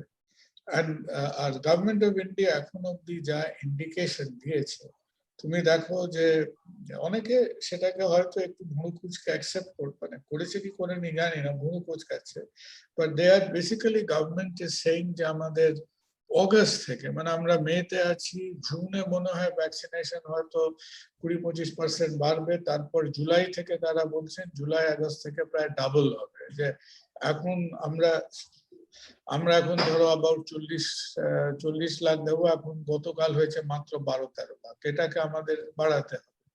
সুতরাং যত নাম্বারে বাড়বে তত তো আমি ইয়াঙ্গার এজ গ্রুপটাকেও কাভার করবো, আর যখন 18+ কাভার্ড হবে তখন দেখো universities will automatically get covered. কিন্তু এখন অব্দি যা ধারাটা, আমার মনে হয় না যে 18+ খুব জোর কদমে শুরু হবে till about beginning of July. জুনে হবে বলে মনে হয় না, জুনে অতটা ভ্যাকসিন থাকবে না হাতে, কিছু কিছু শুরু হবে, মানে সিলেক্টিভলি শুরু হবে, কিন্তু অ্যাকচুয়াল 18+ স্পিড পিক আপ করতে করতে মানে ইন গ্রেট ভলিউম। তো I think Visvabharati first of all, first ইন্ডিকেশনে you should be a vaccination centre and vaccinating your own people first. Single dose ভ্যাকসিনও সেই সময়ের মধ্যে জনসন এন্ড জনসন হয়তো খুব একটা আসবে না, I doubt it. Johnson and Johnson এই স্পুটনিকের একটা সিঙ্গেল ডোজ ভার্সন আছে লাইট বলে, but I don't think it is good. কি লোকে দুটো ইনজেকশন নেবে, তাতে কি এসে গেল? তো I think Vishwabharati with your central links and being a central university, you should um যে মানে এখন থেকে ভাইস চ্যান্সেলর এটসেট্রা ওনারা শুরু করলে you should get an allocation to start sooner the better. তবে জুনে হয়তো হবে না, জুনের সেকেন্ড থার্ড উইক জুলাই থেকে you should be able to start. ডাক্তারবাবু, আমি আপনাকে একটা পিস অফ ইনফরমেশন দিই, যেটা আপনি বললেন সেটা হচ্ছে আমাদের যিনি হায়ার এডুকেশন সেক্রেটারি তিনি অলরেডি হেলথের সেক্রেটারিকে লিখেছেন। Right. এর ফলে যেটা আমাদেরকে ওরা জানতে চেয়েছিল কত ভ্যাকসিন লাগতে পারে বিশ্ববিদ্যালয়ের জন্য, তো আমরা একটা টেন্টেটিভ নাম্বার দিয়েছিলাম। আমাদের total employee teaching and non teaching মিলিয়ে রাফলি 1170, আমি প্রায় 2000 ভ্যাকসিন চেয়েছি। তো ওই প্রসেসে কাজ হচ্ছে, ওই প্রসেসে কাজ হচ্ছে না তা নয়, কিন্তু আপনি জানেন তো সরকারের তো সবই খুব স্লো, সবই ফাইল চালাচালি করে ফাইল থেকে অ্যাপ্রুভাল অনেক লেভেলে নিয়ে করতে it will take time, and I am quite hopeful probably by the middle of June we will get that kind of vaccine, and You will. In that case, হ্যাঁ, আসলে কি হবে দেখুন, মিডল অফ জুন থেকে আপনার senior সেক্টরটা covered হয়ে যাবে। তো ওই স্টুডেন্ট সেক্টরটাকে আপনি জুনের শেষ বা জুলাই থেকে কভার করে নিন, কারণ ওটা তো অলরেডি অ্যাপ্রুভ। স্টুডেন্টের ব্যাপারটা সম্বন্ধে এখনো কিন্তু অ্যাপ্রুভাল আসেনি। আমাদের অ্যাপ্রুভালটা এসছে যারা এমপ্লয়ি যারা টিচার এবং নন টিচিং স্টাফ, তো সেটা মিলে আমি 2000 চেয়েছি। তো 2000 নাও পেতে পারি, হয়তো 1000 পাবো, কিন্তু তার মধ্যে আমাদের অনেকের ভ্যাকসিন হয়ে গেছে, এটাও ঘটনা। তো সেই হিসেবে হয়তো যা পাবো তার মধ্যে আমরা যাদের হয়নি তাদেরকে আমরা দিতে পারবো। 1 নম্বর। 2 নম্বর হচ্ছে অনির্বাণের যে প্রশ্ন, সেটাতেই আমি টানছি যে আপনি আমাদেরকে কিভাবে সাহায্য করতে পারেন। আমরা আপনার সাহায্য প্রার্থী। বিশ্বভারতী অ্যাজ এ ইউনিভার্সিটি, এবং আপনার যেহেতু বিশ্বভারতী একটা বলেন একটা লুকোনোর জায়গা আছে, আরেকটা জায়গা আমরা আপনাকে আমরা দিয়ে দেবো। সুতরাং সেই অ্যাসুরেন্স দিচ্ছি অ্যাজ ভাইস চ্যান্সেলর, কাউকে জানাবো না, কিন্তু কুণালবাবুর জন্য আরেকটা লুকোনোর জায়গা আমি ক্যাম্পাসে দিতে পারি। না, আপনি আমার মনে হয় দেখুন, আমরা তো এবারের যে অভিজ্ঞতাটা থেকে বেরোচ্ছি in preparing for future experiences, যে ধরুন আমরা যতই ভ্যাকসিনেট করি, কিছু তো ইনফেকশন, কিছু আউটব্রেক, স্মল আউটব্রেকস তো হবে। তো তার জন্য আমাদের অ্যান্ড্রুজ এবং অন্যান্য জায়গায় যেগুলো আছে, প্রবাবলি আপনাদের অলরেডি আছে, আমি যেহেতু 2-3 মাস ওদিকে যাইনি বলতে পারছি না, যে যদি না হয়ে থাকে আপনি একটা অক্সিজেন সাপোর্টেড কিছু আইসোলেশন সেন্টার্স করে রাখুন। তাতে কি হবে, আমরা ভ্যাকসিনেট করি, very good, we have to do it, কিন্তু all isolated outbreaks will have to be control. আইসোলেশনটাকে এফেক্টিভ করতে হবে। ওইটা আপনাকে আবার এগেন ইনফরমেশন দিচ্ছি, আমাদের আইসোলেশন ওয়ার্ডের জন্য একটা সেফ হোম টাইপের ব্যবস্থা করেছে। আপনি নতুন বিল্ডিংটা দেখে গেছেন তো, ওর ফার্স্ট ফ্লোরে আমাদের অ্যাবাউট 25টা বেড রেখেছি এই জন্য। আর এই গত সপ্তাহে আর্লি আমরা অনির্বাণকে বললো আমাদের যে আমরা এখন যে আমাদের ইকুইপমেন্ট আছে 5টা বেড করতে পারি উইথ অক্সিজেন সাপোর্ট, এবং এরকম আমরা একটা প্রভিশন রাখছি। তা কিন্তু আমি যেটা বলবো সেটা হচ্ছে মেডিকেল অ্যাডভাইসের জন্য যদি আপনাকে আমরা for telemedicine, I am not asking you to come down to Vishwabharati, for telemedicine, আমাদের অনেক কলিগ আছেন যারা খুবই, যেটা হচ্ছে মানসিকভাবে চিন্তিত থাকেন, সেখানে ডাক্তারের কথা শুনলে এবং ডাক্তার অফ ইউর স্ট্যাচার কথা শুনলে হয়তো একটা মানসিক জোর পাবেন। সেই জন্য আমি অনুরোধ করব যে ভবিষ্যতে, মানে স্বার্থপরের মতোই অনুরোধ করছি, ভবিষ্যতে I will ask myself এবং all my কোভিড আমাদের যারা ক্রিটিক্যাল কেয়ার বা কেয়ার মেডিকেল স্পেশালিস্ট যারা আছেন, তারা আপনাদের সাথে empaneled হবেন to give absolutely free telemedical support to you anytime you need. No issues. Okay, doctor. Anytime. Anirban will coordinate. I mean, Anirban you will please coordinate in case there are questions, there are queries, then you can reach Dr. Sarkar on behalf of Vishwabharati. Happy. Thank you thank you অনেক প্রশ্ন যদি কিছু থাকে আরো বলো। হ্যাঁ, প্রচুর প্রশ্ন এসছে, তবে আমার মনে হয় সেগুলো অলরেডি ডিসকাসড হয়ে গেছে বেশিরভাগই। যেগুলো এখনো পর্যন্ত ডিসকাস হয়নি বলে মনে হচ্ছে সেগুলো আমি একটু তুলে ধরছি, কারণ ওনার টাইম নিশ্চয়ই শর্টেজ আছে খুব। প্রথম কথা হচ্ছে কোমরবিডিটি নিয়ে। যারা বয়স্ক, হার্টে স্টেন্ট আছে প্লাস কোভিড হয়, অলরেডি সাফার করছেন বা সাফার করার সম্ভাবনা আছে, তারা কি স্পেশাল প্রিকশন নেবেন? দেখুন, স্পেশাল প্রিকশন খুব একটা সেরকম নেওয়ার নেই। যেটা করবেন সেটা হচ্ছে যে আপনার এখন কোভিডটাকে নিয়ে কোভিডটা একটু গন্ডগোলের ব্যাপার, কারণ কোভিড যে আমাদের শরীরে নানান রকম যে উৎপাদ গুলো করে, তার বেসিক ব্যাপারটা হচ্ছে যে মাইক্রো কোয়াগুলেশন এই টাইপের ঝামেলা করে। সুতরাং ডাক্তারদের প্রথমত কোভিড হলে সবসময় চোখ কান খোলা রাখতে হয় যে কারো কারো এই ক্লটটা বেশি হচ্ছে কি না হচ্ছে। দেখবেন আপনাকে ডাক্তারবাবুরা বলবেন এই ডিডাইমার করো, এই করো, ফেরেটিন করো, নানান রকম। এবং সেটা করলে সবাই আপনাকে একটা ব্লাড থিনার, আপনি অলরেডি হয়তো একটা অ্যাসপিরিন বা কিছু খান, একটা blood thinner type of tablet দেবেন। এইটা একটা ব্যাপার। আর সেকেন্ড ব্যাপার হচ্ছে যে আমরা কিন্তু দেখিনি তা নয়, আমরা দেখেছি। আমি একজনের অপারেশনও করেছি যে ডিউরিং ভ্যাকসিনেশন কিন্তু কখনো অ্যান্টিকোয়াগুলেশন মানে অ্যাসপিরিন বা ক্লোপিডোগ্রেল এগুলো যেগুলো খান সেটা বন্ধ করবেন না। আননেসেসারিলি এইটা নিয়ে অনেক অ্যালার্মিজম আছে, এই ব্লাড হয়ে যাবে, হাতে কালশিরে পড়বে। আরে হাতে কালশিরে একটা কালশিরে পড়ুন না, কি হয়েছে তাতে, কি ঝামেলা আছে? So please don't stop your aspirin is a mild anticoagulation, not a big thing. তাহলে don't stop your anticoagulation। আর খুব একটা স্পেশালি আতঙ্কিত হওয়ার কিছু নেই। আমি একজনকে দেখেছিলাম যে ভ্যাকসিন নেবে বলে 3 দিন আগে অ্যান্টিকোয়াগুলেশন বন্ধ করে দিয়েছিল, দিয়ে ভ্যাকসিন নিল, পরের দিন তার স্টেনটা বন্ধ হয়ে গেল। Where they suffered a big infarct, poor man, and anyway he survived. Then we operated on him on 5th day. তো করবেন না, আমার মনে হয় ওটা একটু ওভার রিয়াকশন। ওই কোভ্যাক্সিন বোধহয় তার একটা কি ড্রাগ শিডিউলে লিখে দিয়েছিল অ্যান্টিকোয়াগুলেশন বলে। So we are not taking it seriously. So আপনি অ্যাসপিরিন খান কি অমুক 75 ক্লোপিডোগ্রেল খান, চালিয়ে যান। Next question.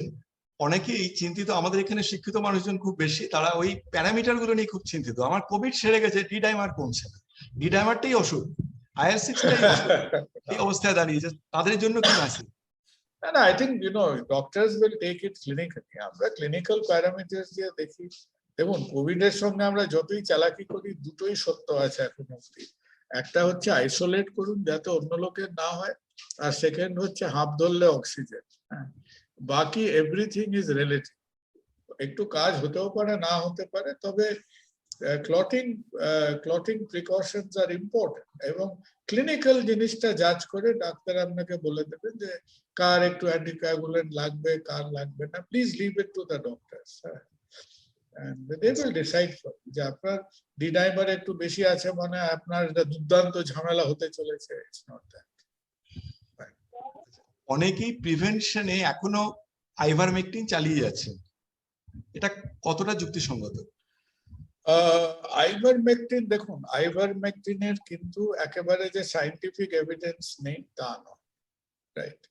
Ivermectin is backed by evidence, some evidence, but আবার একটা কথা যেটা আমরা সেই আমার টকের সময় বলছিলাম, ivermectin কি করে? And ivermectin is potentially an early antiviral, right?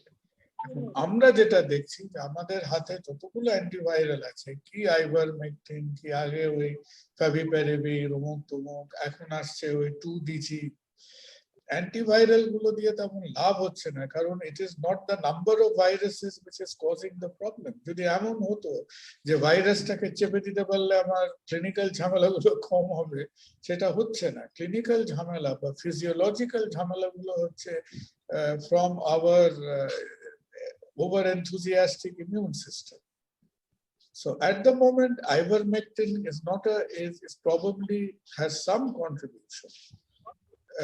Dr. Swaminathan who had থেকে কিছুদিন আগে বললেন যে I think that was not in scientific good taste. The reason is যে ওইটা উনি কেন বলেছিলেন, অনেক গল্প, কারণ ওই দিন আগের দিন রাতের বেলা Merck company, a big pharmaceutical, তারা একটা আইভারমেকটিনকে সমালোচনা করে একটা কথা বলেন, she said it.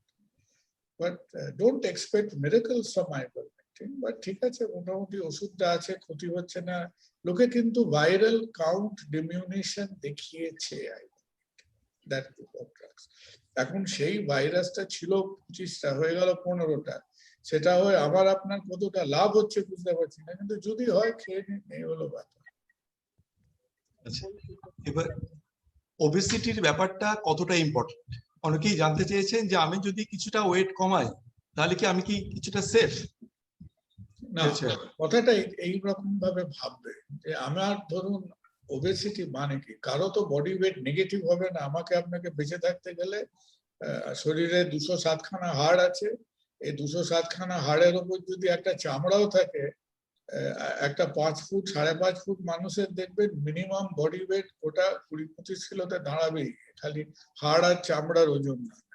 কারণ যদি শুধু হাড় নিয়ে হেঁটে বেড়ান লোকে কঙ্কাল বলে মনে করবে, তখন মানে সে ভয় পেয়ে যাবে আপনাকে। But if you go by body mass index, কি হচ্ছে যে ধরুন আমার হাইট ওয়েটে আমার ওজন হওয়া উচিত ছিল সাপোজিং 75 কিলোগ্রাম, 70 কিলোগ্রাম। এখন আমি হয়ে পড়েছি কি, আমি হয়ে পড়েছি 95। তো আমার হওয়ার কথা ছিল 70, হয়ে গেছি 95। তার মানে কি? তার মানে আপনি হাতে একটা 25 কিলো সুটকেস নিয়ে ঘুরে বেড়াচ্ছেন। তা আপনি কি নর্মালি চান হাতে একটা 25 কিলো সুটকেস নিয়ে ঘুরে বেড়াতে? আপনার হাফ হবে না একটা 25 কিলো সুটকেস নিয়ে ঘুরে বেড়াতে? হবে তো। তার মানে যদি এমন কোনো পরিস্থিতি হয় যে আপনাকে এক্সারসাইজ করতে হচ্ছে, সিঁড়িতে উঠতে হচ্ছে, যখন লাংসটা এফেক্টেড হচ্ছে, আপনার ওয়ার্ক অফ ব্রিদিং বেড়ে যাচ্ছে, তার মানে আমাদের আননেসেসারিলি বেশি কাজ করতে হচ্ছে। নিঃশ্বাস নেওয়াটাও একটা কাজ, it burns energy. আমরা যে যত খাওয়া দাওয়া করি, a large part of the energy is spent just to move respiratory muscles. তো যেখানে আমি 70 কিলো ধুলে হয়ে যেত, আমি যদি 25 কিলো এক্সট্রা লোড দিই, তাহলে আমার মাসেল গুলোকে অত বেশি এক্সার্ট করাতে হচ্ছে। So that is why you must reduce. এবং এখনো আমরা এই কালকে আমরা একজনকে একময় দিলাম, সে তো তাকে এখন বলে কি হবে, তার 150 কিলো ওজন, 5 ফুট 6 ইঞ্চি হাইট, এবং এই যে এই সব ঝামেলায় লোককে ফিজিওথেরাপি করতে হয়, প্রোন করতে হয়। Can you imagine moving 150 kilogram person? তাকে খালি মুভ করতে 12 জন লোক লাগে। So it should not be. এখন রাতারাতি, but definitely in this day and age এই যে ঝুট ঝামেলাগুলো আমাদের কাছাকাছি আসছে, একটু ঠিক রাখতে গেলে একটু ওয়েট কন্ট্রোলের দিকে যান, ইউ শুড। আর ওয়েট কন্ট্রোলের দুটো কথা, সে পরবর্তীকালে কোনো একটা প্রোগ্রামে বলবো। হ্যাঁ, প্রথমত সাধারণ মানুষ, ফিল্ম স্টাররা 7 দিনে 70 কিলো হয়ে যায়, আবার 7 দিনে 50 কিলো হয়ে যায়, আমি আপনি পারবো। Sportsman and film star don't go for their wait control, পেরে উঠবেন না। দুটোই কথা, একটা হচ্ছে diet, second is activity. A common human being cannot lose weight without decreasing on food. একটা সেন্সিবল প্রোগ্রাম করবেন, ধীরে ধীরে কমাবেন, but losing weight is a good idea. Next question, আমাদের এখানে এখনো পর্যন্ত রেকর্ডেড পেশেন্ট প্রায় 100-র উপরে, 110 থেকে 20 জন, কিন্তু অনেক সময় দেখা যাচ্ছে একটা ফ্যামিলিতে 2-3 জন পজিটিভ, তাদের প্রত্যেকের জন্য আলাদা ঘর, আলাদা বাথরুম অ্যারেঞ্জ করা সম্ভব নয়, সেটা বিলাসিতা হয়ে যাবে। তাহলে আমাদের প্র্যাকটিক্যাল ওয়ে আউট কি আছে? না, যারা বাড়িতে পজিটিভ তারা একসাথে থাকে। আপনি তো already infected, you can't doubly infect yourself. Mask পরে থাকবে, মাস্ক ছাড়া? দেখুন, mask is a good idea, কারণ মাস্ক তো শুধু ভাইরাসের জন্য না, মাস্ক হচ্ছে সেকেন্ডারি রেসপিরেটরি ইনফেকশনের জন্য। সুতরাং ধরুন বাড়িতে 5 জন আছে, 2 জন পজিটিভ, 2 জন একসাথে থাকুক না, কোনো অসুবিধা নেই এক করে। So the separation is between positive and negative, তাদের সেপারেট করুন। আর আবার ওই ঘুরে ফিরে এবারকার এই স্ট্রেন বা হোয়াটএভার, এর ইনফেক্টিভিটি রেটটা ভীষণ বেশি। আগেরবার আমরা প্রচুর দেখেছিলাম যে বাড়িতে একজনের হয়েছে, বাকি লোকের হয়। এবার খুব রেয়ার, এবার একবার ঢুকলে মনে হচ্ছে সবাইরই হয়ে যাচ্ছে। আমার পক্ষে বাড়ির মধ্যে মাস্ক ব্যবহার করবেন, বাড়ির মধ্যে ক্লথ মাস্কের খুব একটা কোনো রোল নেই। Cloth mask is not a good thing, not at this stage. আর যেমনি প্রথমে সিমটমস হবে, ফ্রিকুয়েন্ট সিম্পল ওই গরম জলে গার্গল করা আর স্টিম ইনহেল করা ইজ ভেরি এফেক্টিভ, ওটা কিন্তু করবে।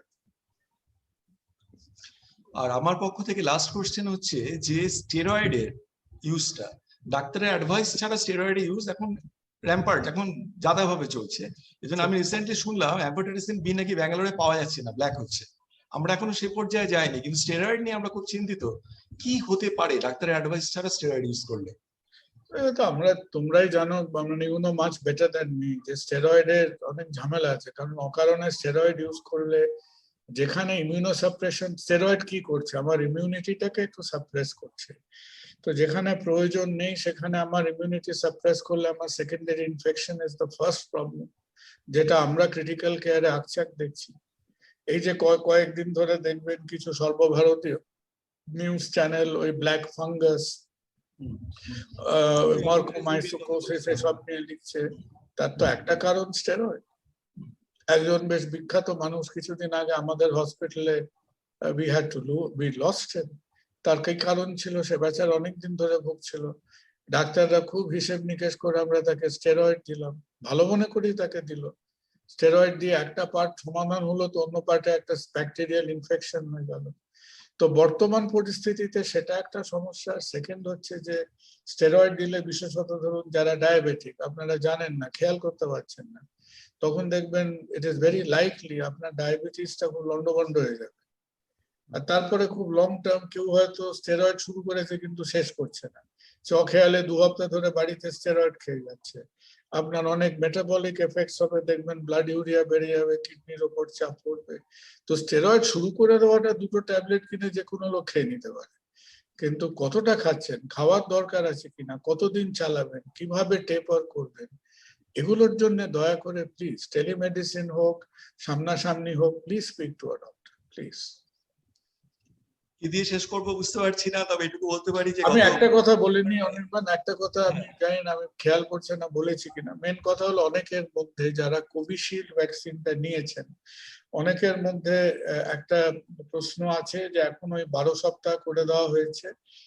ফার্স্ট অফ অল 12 সপ্তাহ করাটার মধ্যে যুক্তি আছে, কিছু যুক্তি আছে, সাইন্টিফিক আছে। এখন গভর্নমেন্টেরও কিছুটা সুবিধা হয়েছে, কারণ সাপ্লাই কম, গ্যাপটা বাড়িয়ে দিলে। সুতরাং 12 সপ্তাহ পরে নিলে কারো কিন্তু তেমন কোনো ক্ষতি নেই।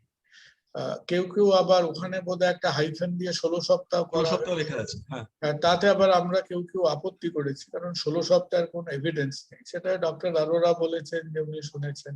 তো যাই হোক, 16 সপ্তাহটা সিরিয়াসলি নেবেন না, 12 সপ্তাহটা অব্দি ওয়েট করলে ঠিক আছে। কোভ্যাক্সিনের ইন্টারভেল কিন্তু চেঞ্জ হয়নি, কোভ্যাক্সিনের interval remains the same, interval has not changed. কারো কোভিড হয়েছে, সে কতদিন বাদে ভ্যাকসিন নেবে? 6 মাস বাদে। এগুলো হচ্ছে ওই 3-4 দিন আগে সেন্ট্রাল গভর্নমেন্ট আমাদের যা ইনস্ট্রাকশন দিয়েছেন, দ্যাট ইজ লজিক্যাল। কারণ আপনার ইনফেকশন হওয়া মানে it's like a big dose vaccination. আপনি ভ্যাকসিনে 5টা ভাইরাস পেলে, একবার ইনফেকশন হলে 5000 পেয়ে যাচ্ছে। So your body should have enough antibodies. আর অনেকের হচ্ছে কি, একটা ডোজ ভ্যাকসিন হয়েছে, তারপরে ইনফেকশন হচ্ছে, এবার বলছে সেকেন্ড ডোজটা কবে নেব, আবার সেটা ICMR ক্ল্যারিফাই করেছে যে সেই 6 মাস পর। So 6 months from either infection। আর কোভিশিল্ড এখনো অব্দি 12 সপ্তাহ, তাতে ঘাবড়াবেন না। কোভিশিল্ড 12 সপ্তাহে নিলে এফেক্ট থাকছে, effect is there, you will be protected.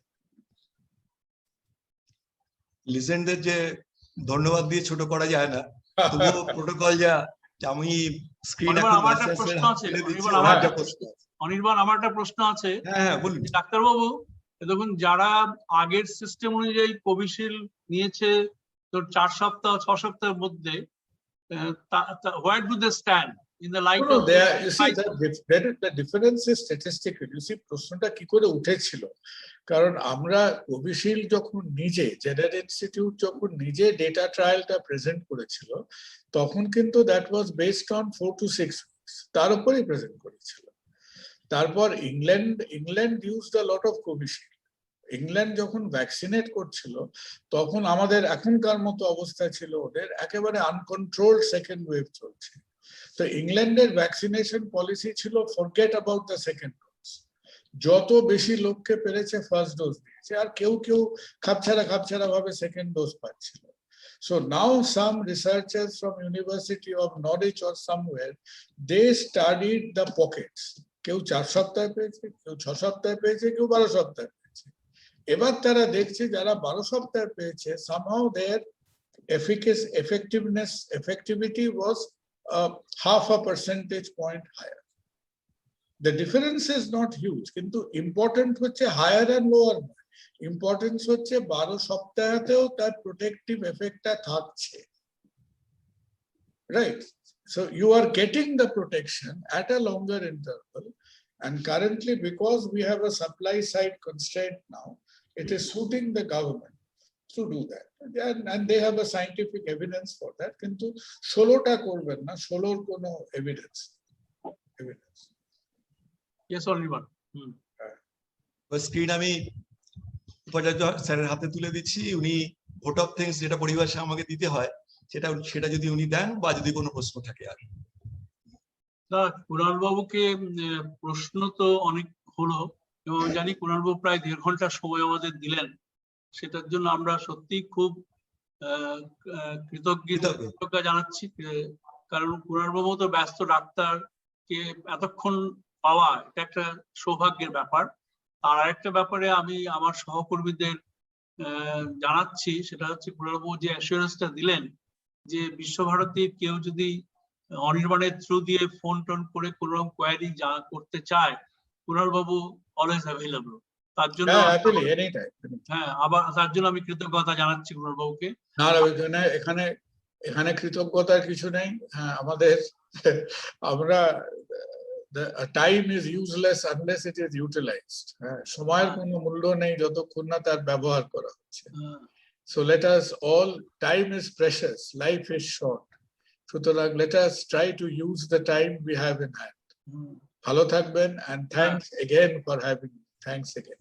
খুব ভালো লাগলো ডাক্তারবাবু, ভালো থাকুন, সুস্থ থাকুন। আর আমাদের ডাকে সাড়া দিয়েছেন। আপনার গোপন আস্তানা যদি চায় বিশ্বভারতীতে, ব্যবস্থা করবো। Happily. ভালো থাকুন, নমস্কার।